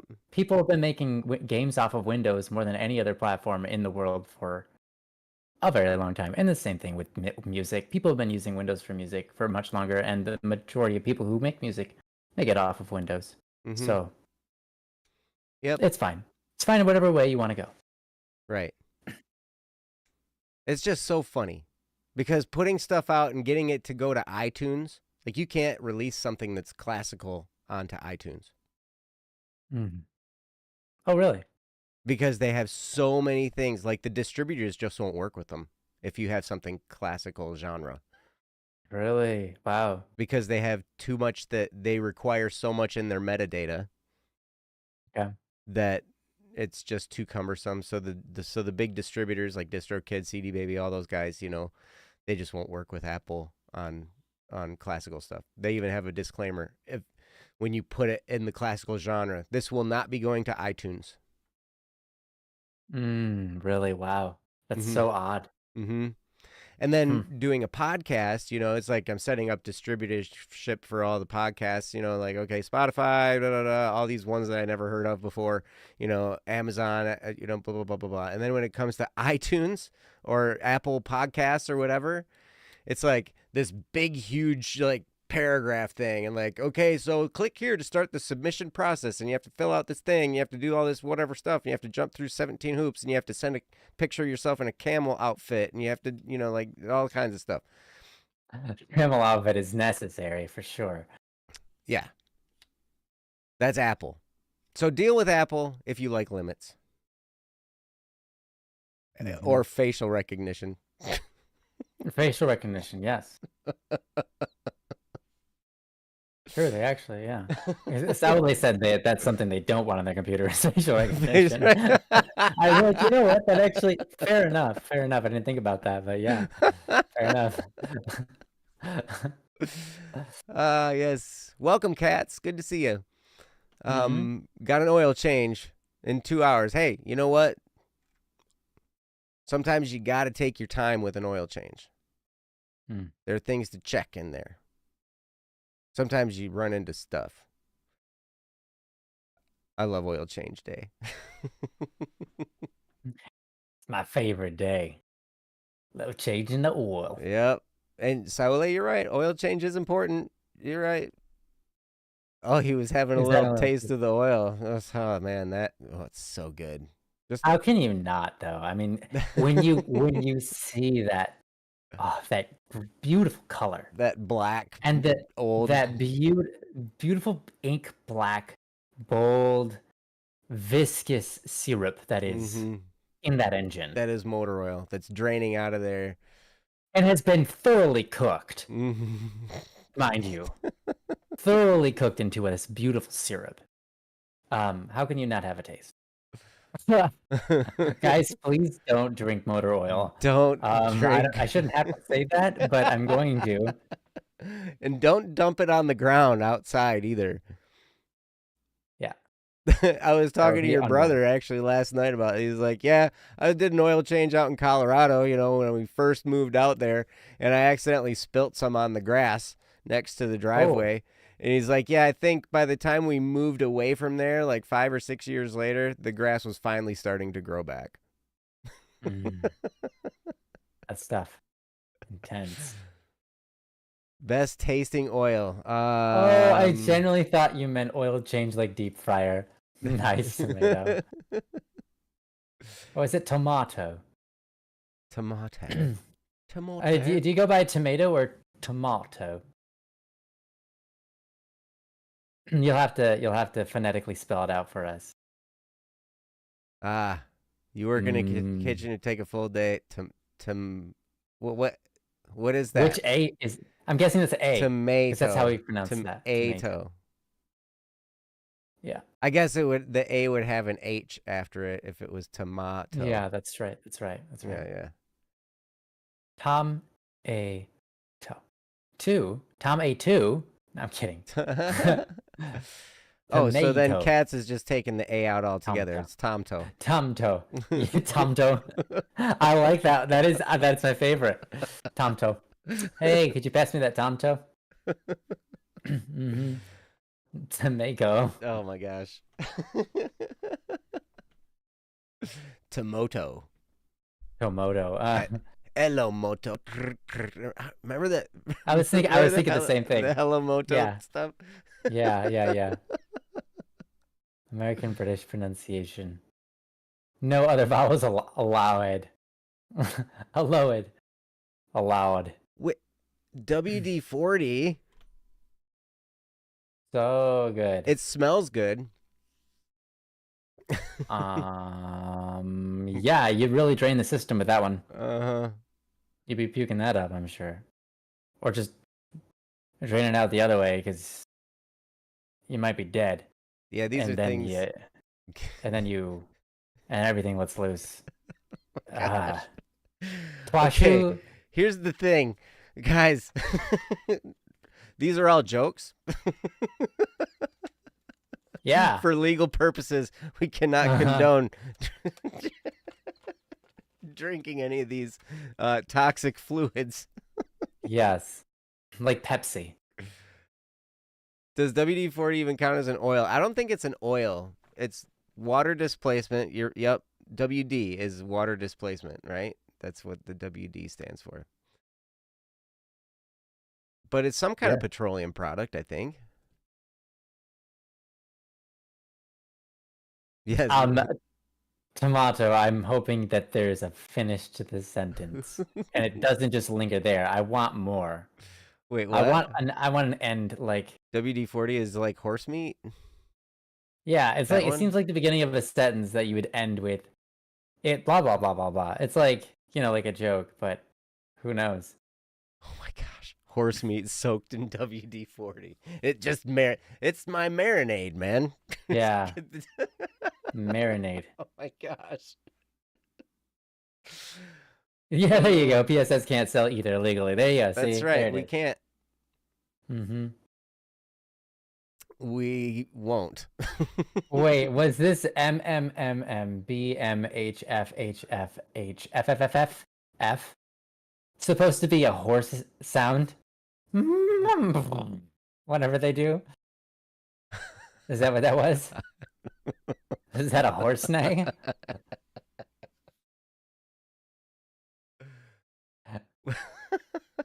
With glue as a side.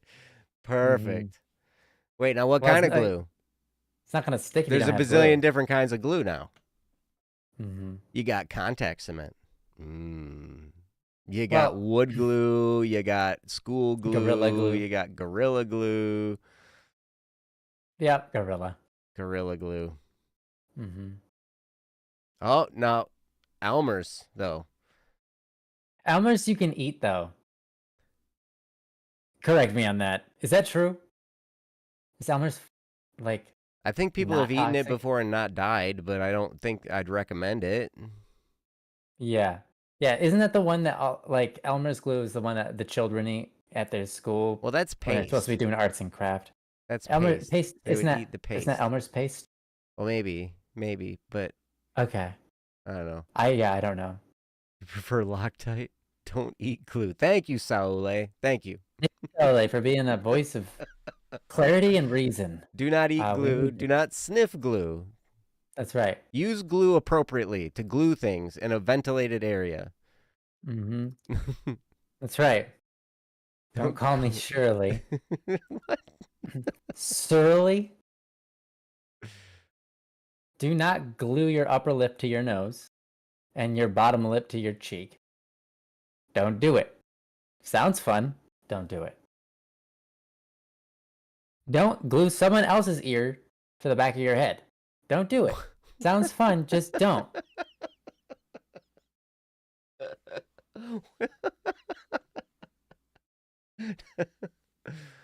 Okay. Well, all right. It helps. I don't think you will use glue properly either. I hope this helps. Yeah. I don't trust the chat with glue anymore. I'm not giving you guys glue anymore. You guys can't be trusted. But Noah says that horse tastes good. Oh, wow. You had it in Iceland. Huh. All right. They didn't serve it with oil or glue, though. Was it even a meal then? Yeah. Sorry. Kangaroo is good. Is it good? It is. Yeah, I've had it. Actually, so I've had kangaroo several times now, and in the previous statement I've made on kangaroo is that it tastes like sausage, but I had kangaroo steak. I made myself, I suppose you could say, and we cooked it up and pan fried it, and it didn't taste like sausage, and it was good.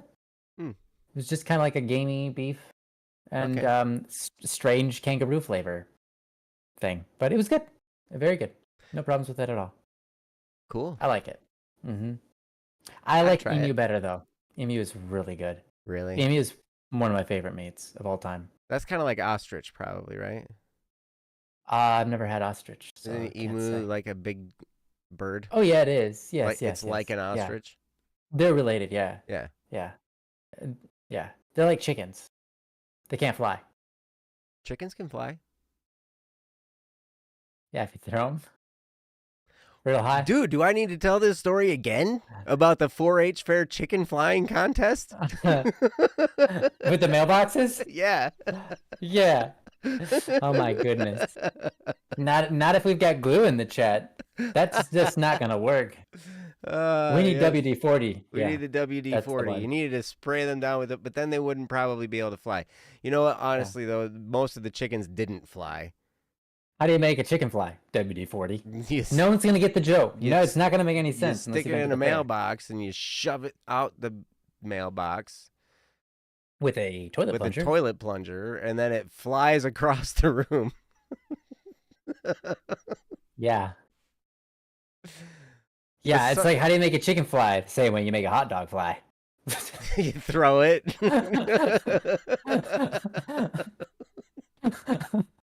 I like that one because there's imagery associated with it. It's funny.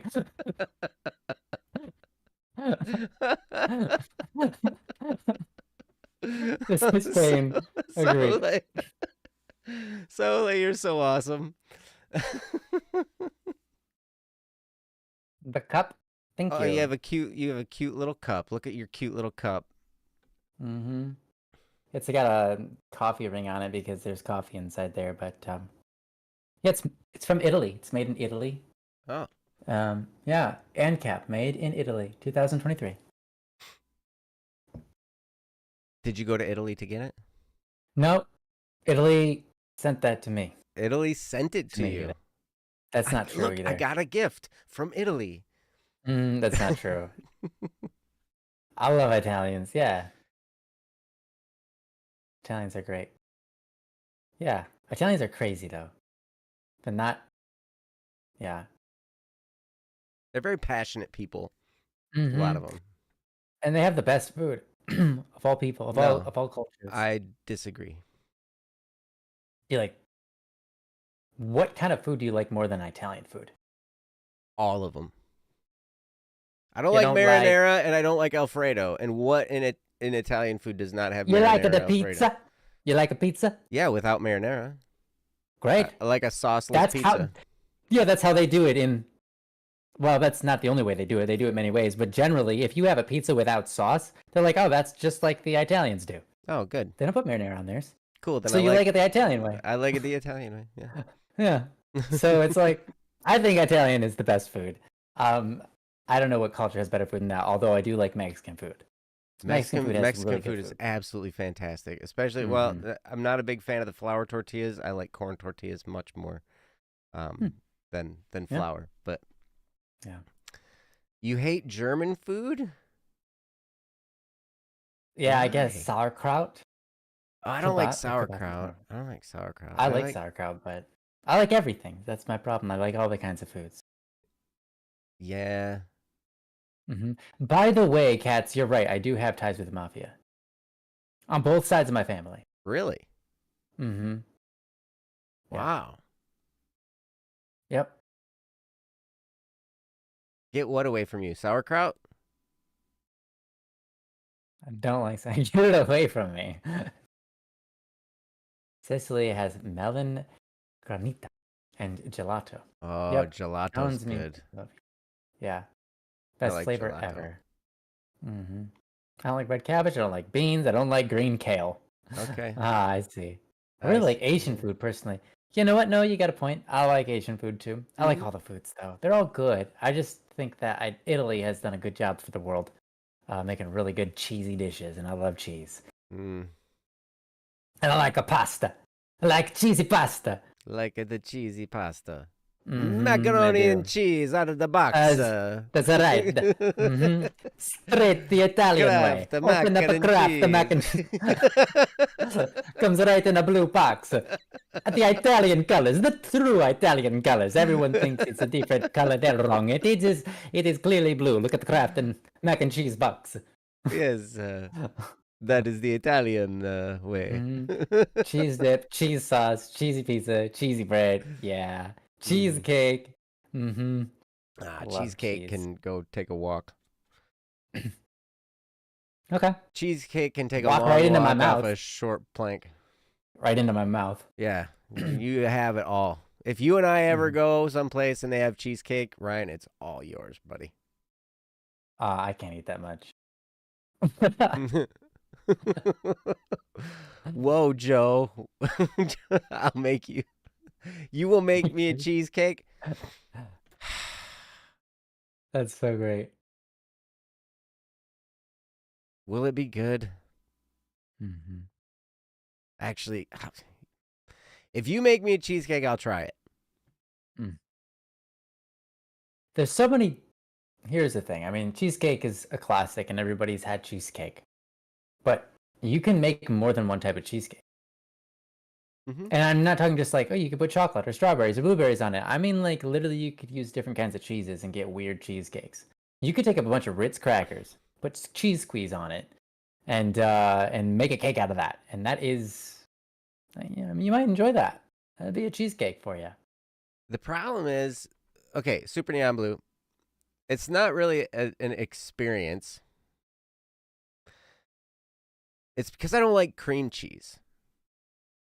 You know, and that's like kind of like what cheesecake reminds, like that. It's a main part of it, right?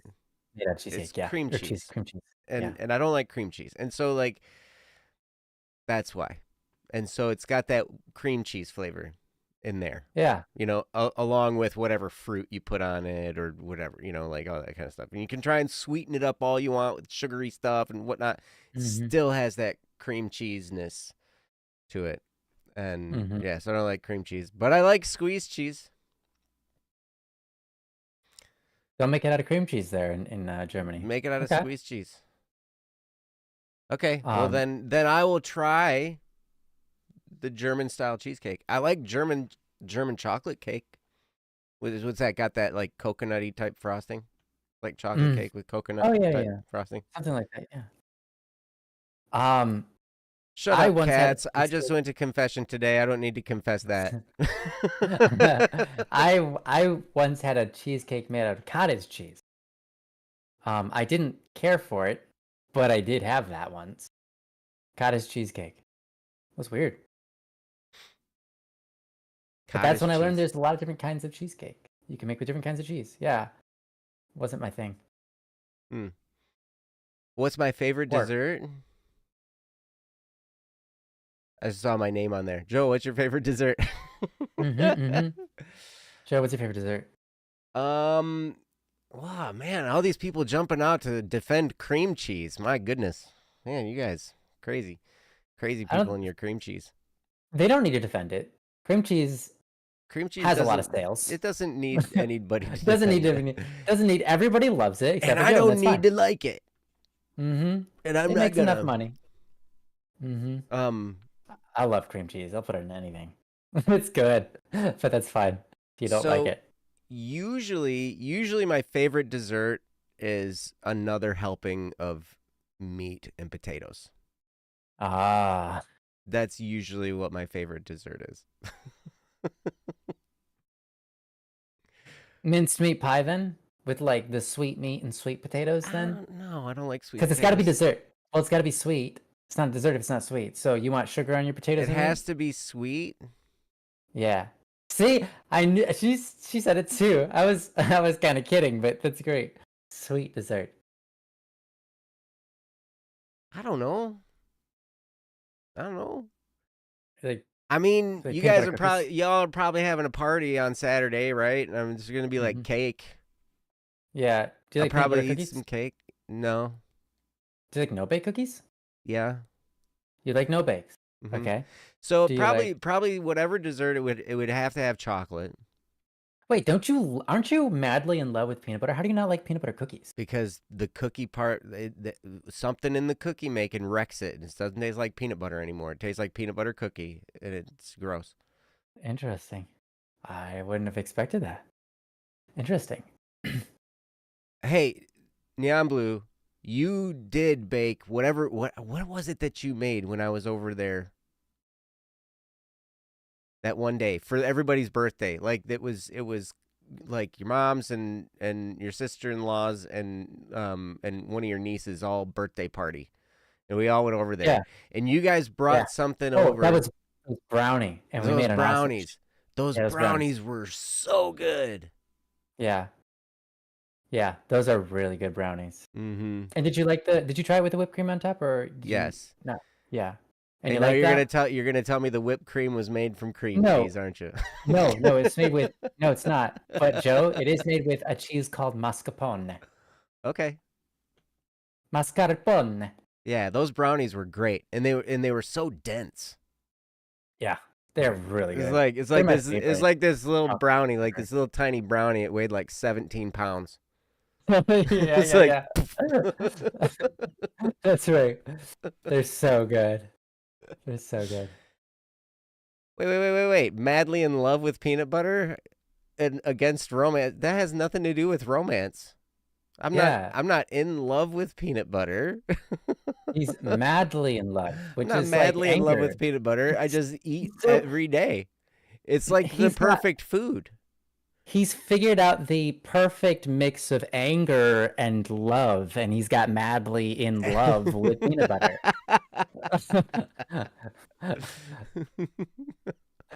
Yeah. I'm not against love. I'm not a big fan of romance. But, like, hey, I still say we should love each other, right? Peanut butter isn't real. Okay, Twashu, explain yourself. Well, peanut butter isn't a human, so it can't hurt my feelings. Peanut butter will never hurt my feelings. Love is love. It's not a real thing. What do you mean by it's not a real thing? What do you mean? What do you mean by peanut butter is not a real thing? You have to explain it. It's an American myth.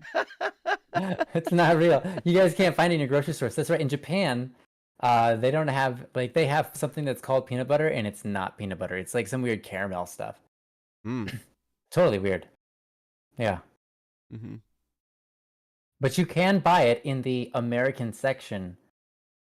So, Twashu, you just have to go to the American aisle of your grocery store, and you can find the peanut butter. So Noah just said something that I'm raising my eyebrow. You never know, Joe. Wait, are you saying like you never know, Joe? Like, what are you saying? Or you just never know, Joe? Like you'll never know, Joe. Never know. You never know, Joe. You don't know me. You think you know him, but you don't know him. You don't know me. What? Oh, you think you're so important? You have an aisle? It's hilarious. That's us.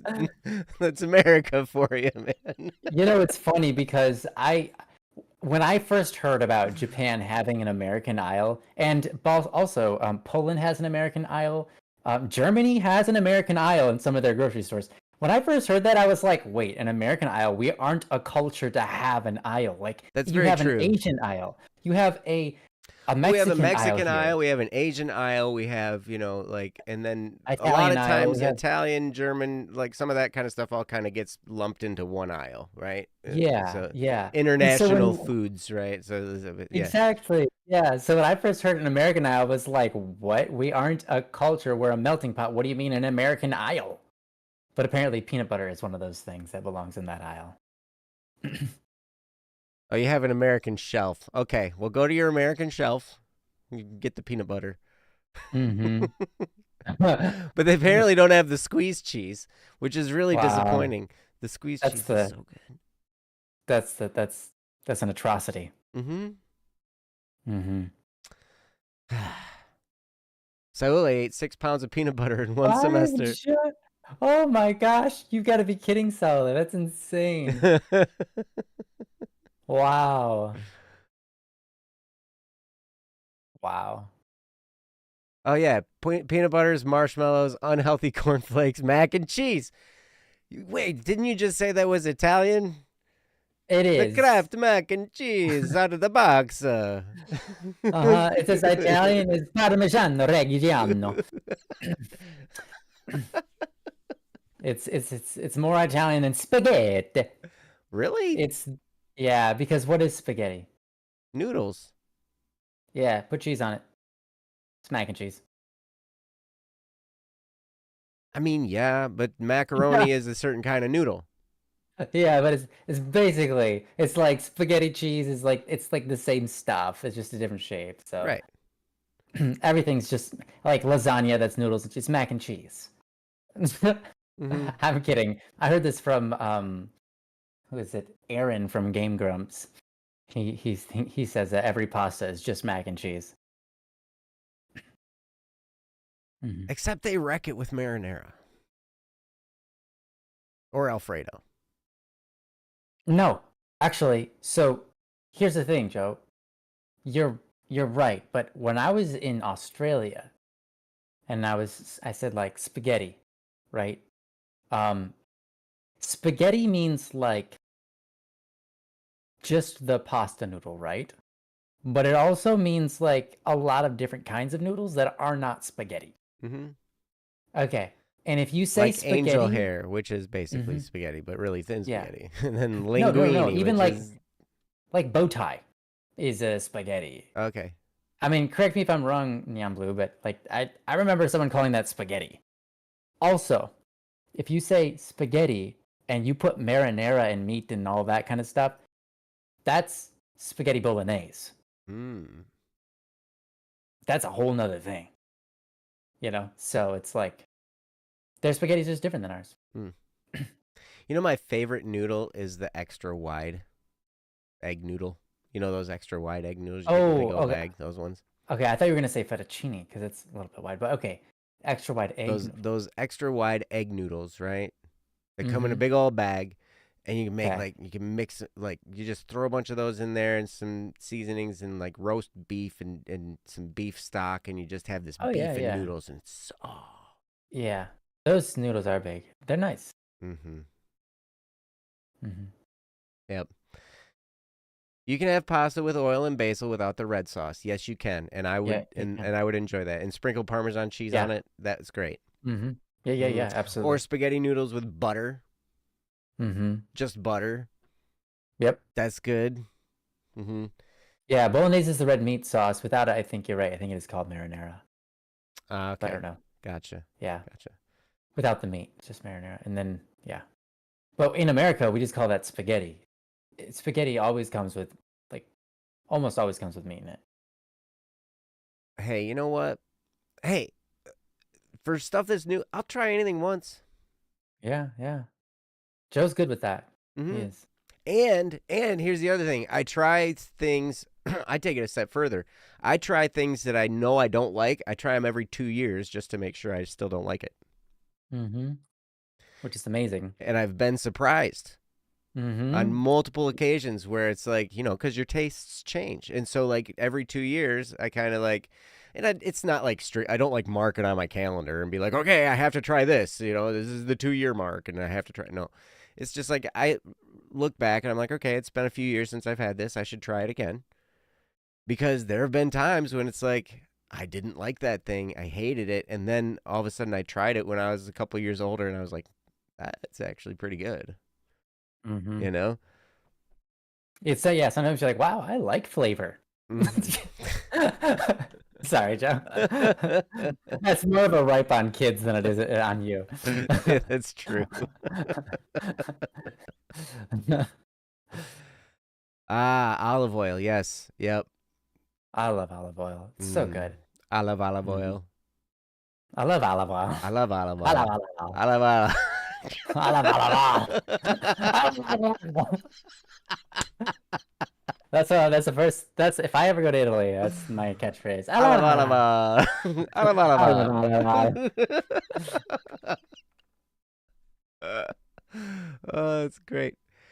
Have you tried durian yet? I don't know what durian is, so probably not. What is durian? It's a type of fruit. Okay. but I've never had it. I've heard. Is that the one that's really stinky, or Stinky fruit? is it a very stinky fruit? I mean, Durian? I've seen it's a spiky fruit that smells Okay, bad. spiky fruit. Okay. Okay, yeah. I've never tried that. Mm-hmm. Usually if something smells bad, I'm probably not going to put it in my mouth. With very rare exceptions. Mm-hmm. Like cheese. I don't like stinky cheese. Yeah, but most cheeses are kind of smelly. They're not Yeah, necessarily pleasant until you like cook them or something. but like I wouldn't eat Limburger cheese. Fair. Fair. If it smells like that. It smells like cow crap. Oh, no. That's the one that smells like. Oh, that's the one that smells like cow crap. I thought It maybe it would smells be the like one that smells poop, man. It literally smells like poop, and it's so strong. It's ridiculous. I had my friend, like they were all into these stinky foods. Like they would make their own sauerkraut in a jar and they would let it ferment outside in a jar. And so like the whole neighborhood smelled like sauerkraut for a couple days, you know? Mm-hmm. And like, and they also had Limburger cheese in the fridge, in a bag, in the Tupperware container, in another Tupperware container, in the fridge, in their kitchen. And you could smell it outside their front door. It just like permeated. I don't know. Maybe they just recently had it out or something. But like, oh, maybe. But saule, I have not had it either. I've had the weird little. I've had a part of the fruit, that little part at the end that they take off, and that's the cashew. But I've never had the fruit. Wait, weird, huh? cashews? Is that like the cashew nut has a Go fruit look up an attached image. to it? Go look at an image of a cashew fruit. It's weird. Really? You wouldn't expect that what we eat is. Yeah, it's weird. Oh, interesting. Okay. Yeah, we eat that little part that's on the end there. Yeah. And then we don't eat the other part. I don't know. I think people do eat that other part, but they don't ship it around the world. Interesting. I did read that the cashew, the plant, it's related to poison ivy. Oh, really? Interesting. So like the tree itself will like causes a lot of people to have like an allergic reaction and all that kind of stuff. See. Hey, welcome back, Mianglios. I mean, it's quite late. I mean, we're 25 over, but that's all right. Yeah. Thanks for coming back. Hope you had a lovely dinner. What'd you guys have? What'd you guys eat? We were talking about food basically the last. We've been talking about 5 food minutes. this whole time. So, actually, no, we've been talking about food probably 40 minutes. What'd you guys eat?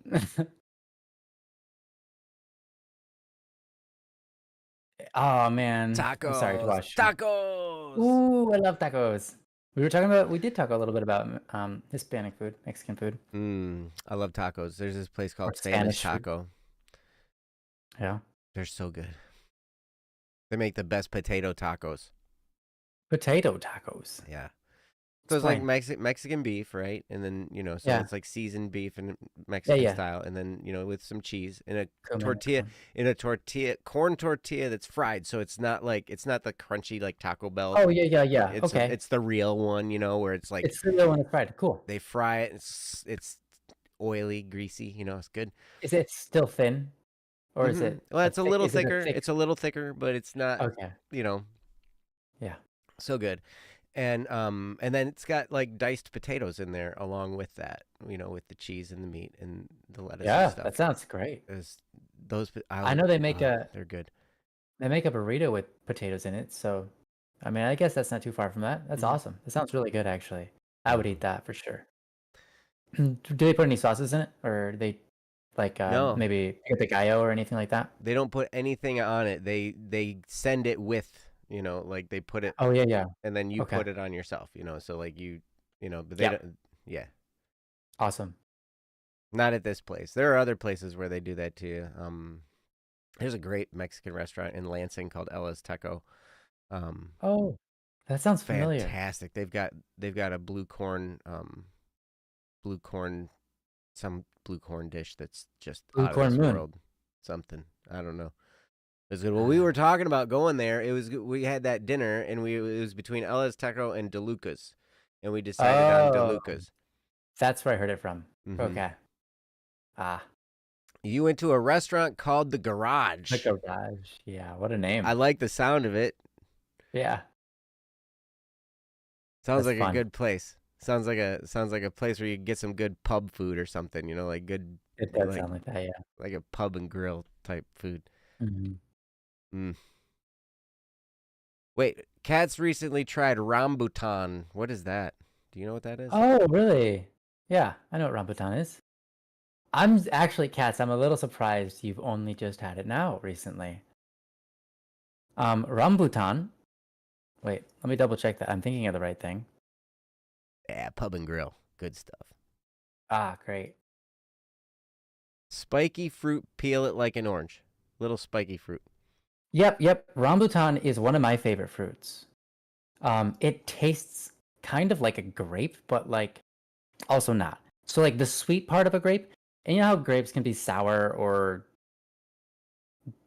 bitter and weird. Or It's like rotten.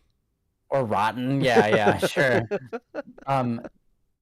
When a grape is like its perfect ripeness and is sweet, that to me tastes a lot like a rambutan, but well, also with like some other kind of flavor. Yeah, Kat says it tastes like grapes.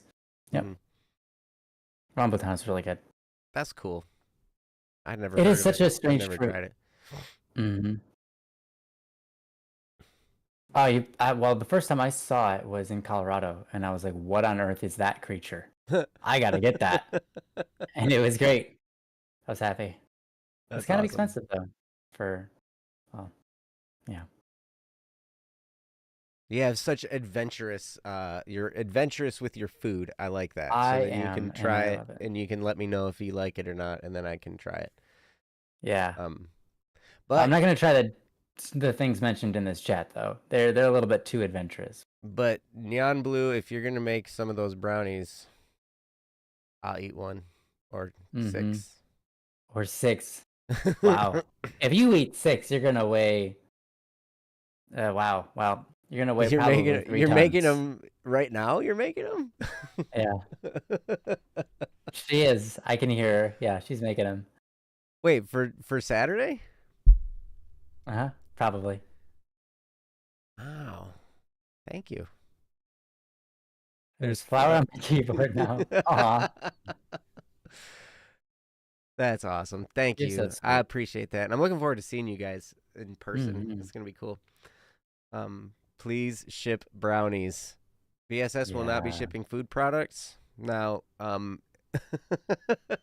at least I will. I'm not taking responsibility for shipping perishable food products out of the BSS. You can eat shipping paper. location. Okay. Sorry.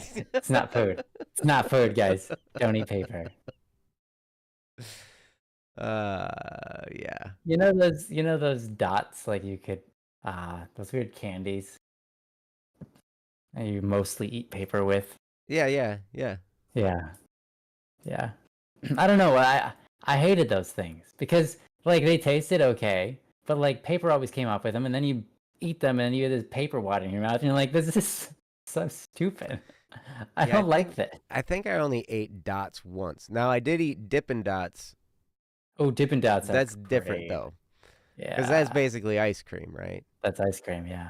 In fact, And when we went to Cedar Point last week, I had to have them twice. Because we got roller coaster sick twice. Yeah. That's how you know. That's how you know you gotta get them. Oreo Dippin' Dots. I got the Brownie Madness Dippin' Dots, and those were really good. Oreo Dippin' Dots are the best, says Noah. Cats had 2 Dippin' Dots. 2 Dippin' Dots. So you gotta have 2. Yeah. Oh, that was Giogo who said that. Oh man, spilling the beans. Yeah. Hey, the Dippin' Dots. But now they had now. I don't know. Like my son tried the like there's a blue cherry and blue raspberry red cherry mixture Dippin' Dots thing, and that he said that was basically like a slushy. It wasn't even that ice creamy. I don't know if I'd be into that. Oh. It's kind of like like if you go to get a 7-Eleven Slurpee, or whatever. I'm sorry, and Like, there's a huge portion of the world that's going to hate me, but I was never into the Slurpees or the slushies. But I like the Coke ones, like frozen Coke. Yeah. But I didn't like I the fruit flavored ones. I didn't like that they were cold. You're being and that they were mostly ice. Yeah. I was like, I'd rather have a beverage that was no ice and all drink. I guess that's just me. Cats, you're apparently being exposed for Dippin' Dots. You had 2. Oh, you had 2 Dippin' Dots. Which is okay. I had 2 Dippin' Dots. You're both going to jail. But I walked 21 miles that day. No. The day Or I did had the roller 2 coaster say you Dippin' did Dots. that? Yeah, it was the roll. No, that was Mikhail's steps. Yeah, did it count all of the roller coaster rides as steps because I of all don't the know. jiggling and shaking? I don't know. I bet it did. Dippin' 21 miles. That's a Dippin' lot. Dots are like it's ice cream, but it's like I don't know how they make it, but it ends up being these little balls. These little like BB sized balls. Yeah, it's right? neat. Cool. I mean, I wouldn't be surprised if we walked that far because we were back and forth and back and forth and back and forth, and we rode some of those rides. Like, I don't know, one of those rides we rode 9 times. You essentially nearly walked a marathon. Yeah. Yeah, marathon's 26 miles. Yeah. Ah, man, that's crazy. We rode all the rides we could. Yeah. And not the kiddie ones. We didn't ride the kiddie ones. You know, there are 2 little kid roller coasters there. We didn't ride those. August, thank you. That's exactly what I want. A watered down, hot, hot beast. How do you make that? Why not? That's great. No ice. Yeah, it'd just be like essentially a watered down pop it's hot. Oh man. You can't have wait, Gio, you can't have a beverage with no ice? Why not? You should try it. You should learn.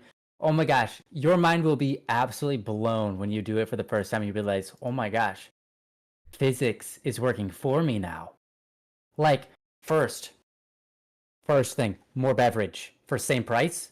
I'll take it. Secondly, your body will digest it and not use energy just trying to cool it or to warm it up. And you will actually be satiated and energized because you're drinking something warm rather than something cold. What if Those you are two really good positives. What if you want to use that energy to warm the ice up? What if you want to? Oh, what if you want to expend energy? What if that's your goal, right? Yeah, it's like the end of the day, and you're like, man, I just can't fall asleep. I need to like just drain myself of energy, and so you just pour in a bunch of ice. Yeah, you could do that, or just take an ice bath. I will say this though, you know, I like a moderate amount of ice, and like if I get a soda, you know, I'll put a little bit of ice in there, just a little bit, you know, because I kind of like it. I like some ice cubes to chew on when it's, you know, I like that. But I don't. But the thing that's annoying is when you go to a restaurant, and actually, you know, Chick-fil-A is like notorious for this. Like you get like they fill your cup up with ice, like overflowing with ice, and then they squirt a little bit of pop in there, and then it's done, right? And it's just like and I'm just like, really? And then I sip one sip of, you know, Coke or whatever, and then, you know, like the rest is ice, and I'm like, yeah, and it's watery at that point. Yeah, that's why I don't like. If I get a Coke and it's got ice in it, every time before I finish it, it's watered down Coke, and I just don't like it. Yeah, you know, I'd rather enjoy it all the way through. And I get it. It's like there is a benefit of having ice in there, and that it's like the Coke tastes better for longer. But then again, the downside is that eventually it's always going to end up being watered down Coke, which doesn't taste very good. So it's like, yeah. Drain all your energy. Yeah, just like technology. Drain it to 0% and charge it for better charge. That's true. Yeah, that makes sense, August. I see. This is adding up. Said nobody. Oh my gosh, yeah. Yeah, or else what happens? Like if you don't like spend your battery all the way to the end, and then recharge it, then you end up with a false bottom or something like that, right? Yeah. Like you end up with a false limit or whatever. Yeah, yeah. Yeah. So expend all Yeah, that your makes sense. energy, man. Go until you Yeah. collapse. I would not recommend that for me. And then recharge. Right. I wouldn't recommend it for me. We're not You professionals. guys, yeah. Yeah. Yeah, $4 for flavored ice rather than a cup of pop. Yep, you're right. Yeah. That's true. Yeah, that's annoying. That's annoying to me. Here's the thing. My main gripe is that it's cold, and I'm cold. Like I'm ultra cold sensitive. It hurts everywhere if I have something that cold. So that's really my main gripe. But I really do think it's like you're adding solids to my liquid, and the solids are going to take up more space, and then ultimately make my drink taste worse. For the price of it being colder, it's not a price I'm willing to pay. Mm-hmm. I'd much rather just get more drink. Yeah, I see that. That's okay. And as long as when it's coming out of the machine, it's cold. Mm-hmm. But it should be anyway. It should be cold coming out of the machine, I would imagine. I would hope. Yeah, it usually is. And hey, some people microwave their ice cream. So, people like things different, and that's okay. You ordered a banana milkshake, and that thing had half whipped cream and no cherry, still salty. What? Salty? No, he is salty. Oh, that makes sense. Sorry, you're talking about food. You just the milkshake was salty. Like a salty milkshake would be weird. Yeah, yes. If that was, I would have beef too. So like, I just drank salt. Yeah, you drank a Cool Whip cup, right? You just drank, cup. Yeah. So you had half whipped cream, no cherry. I mean, I could do without the cherry anyway. Those maraschino cherries are garbage in my case, but in my opinion, my esteemed opinion. Yes. in your dignified opinion. Yes. Have you ever made a slushie? Hey, welcome, Monster Hawk. Hey. Have you ever made a slushie by half freezing a soft drink bottle and shaking it up? No. Oh. But it sounds intriguing. I want to try it. Does it work? I don't know. I don't know if I can faithfully believe microwaved ice cream is the right option. Well, isn't that the recommendation that you and that what you say? Like if you want to see how much sugar is actually in ice cream. Yeah, let it melt. So if you guys ever want to experience how much sugar you're it's like, because you get ice cream, you're like, oh yeah, it's sweet, blah blah blah. You just can't taste it because it's too cold. Heat ice cream up till it's hot, then take some bites of it, and you will be wanting to puke with how sweet and overbearing it is. It's just like, so gross. But some people like it that way, apparently. But it is so sweet. You just, I'd like to see what would happen if you took melted ice cream. Not hot, not warm ice cream, but melted ice cream. Like you take melted ice cream and then you dump it into a cup or whatever, and then you use one of those little mini hand blender things and just whip it all up, and then and get it all frothy. Yeah. I bet that'd be good. Work air into it. Oh yeah, I bet it would be. That would be good. You don't eat ice cream. Oh, fair enough, Saule. So but Tawashi's got a point. You have to be careful the bottle doesn't explode, because a lot of times when you freeze a beverage, yeah, especially if it has it has carbon dioxide in it. I'm not sure what that's gonna do. I don't think that's gonna cause a problem, actually. Carbon dioxide won't be a problem. Well, you ever frozen a can of anything and then and it's frozen and the can is expanded? Yeah, and then you open it up and it goes. Yeah. Whether Yeah. it's it could be any type of, I mean, the contents are in there. Yeah, well, as the contents get colder, they get larger into the can, and then it causes an incredible amount of pressure. Yeah. Oh, not until it's frozen solid, Jeff says. Oh. Long enough it looks like liquid, but shake it up and it goes slushy. That's interesting. Ah. Taking a big sip before freezing it. Yeah. Frothy melted ice cream is an alternative to cake frosting. Fair enough. I mean, cake frosting is really sweet. It is super sweet. You ever eaten just some frosting?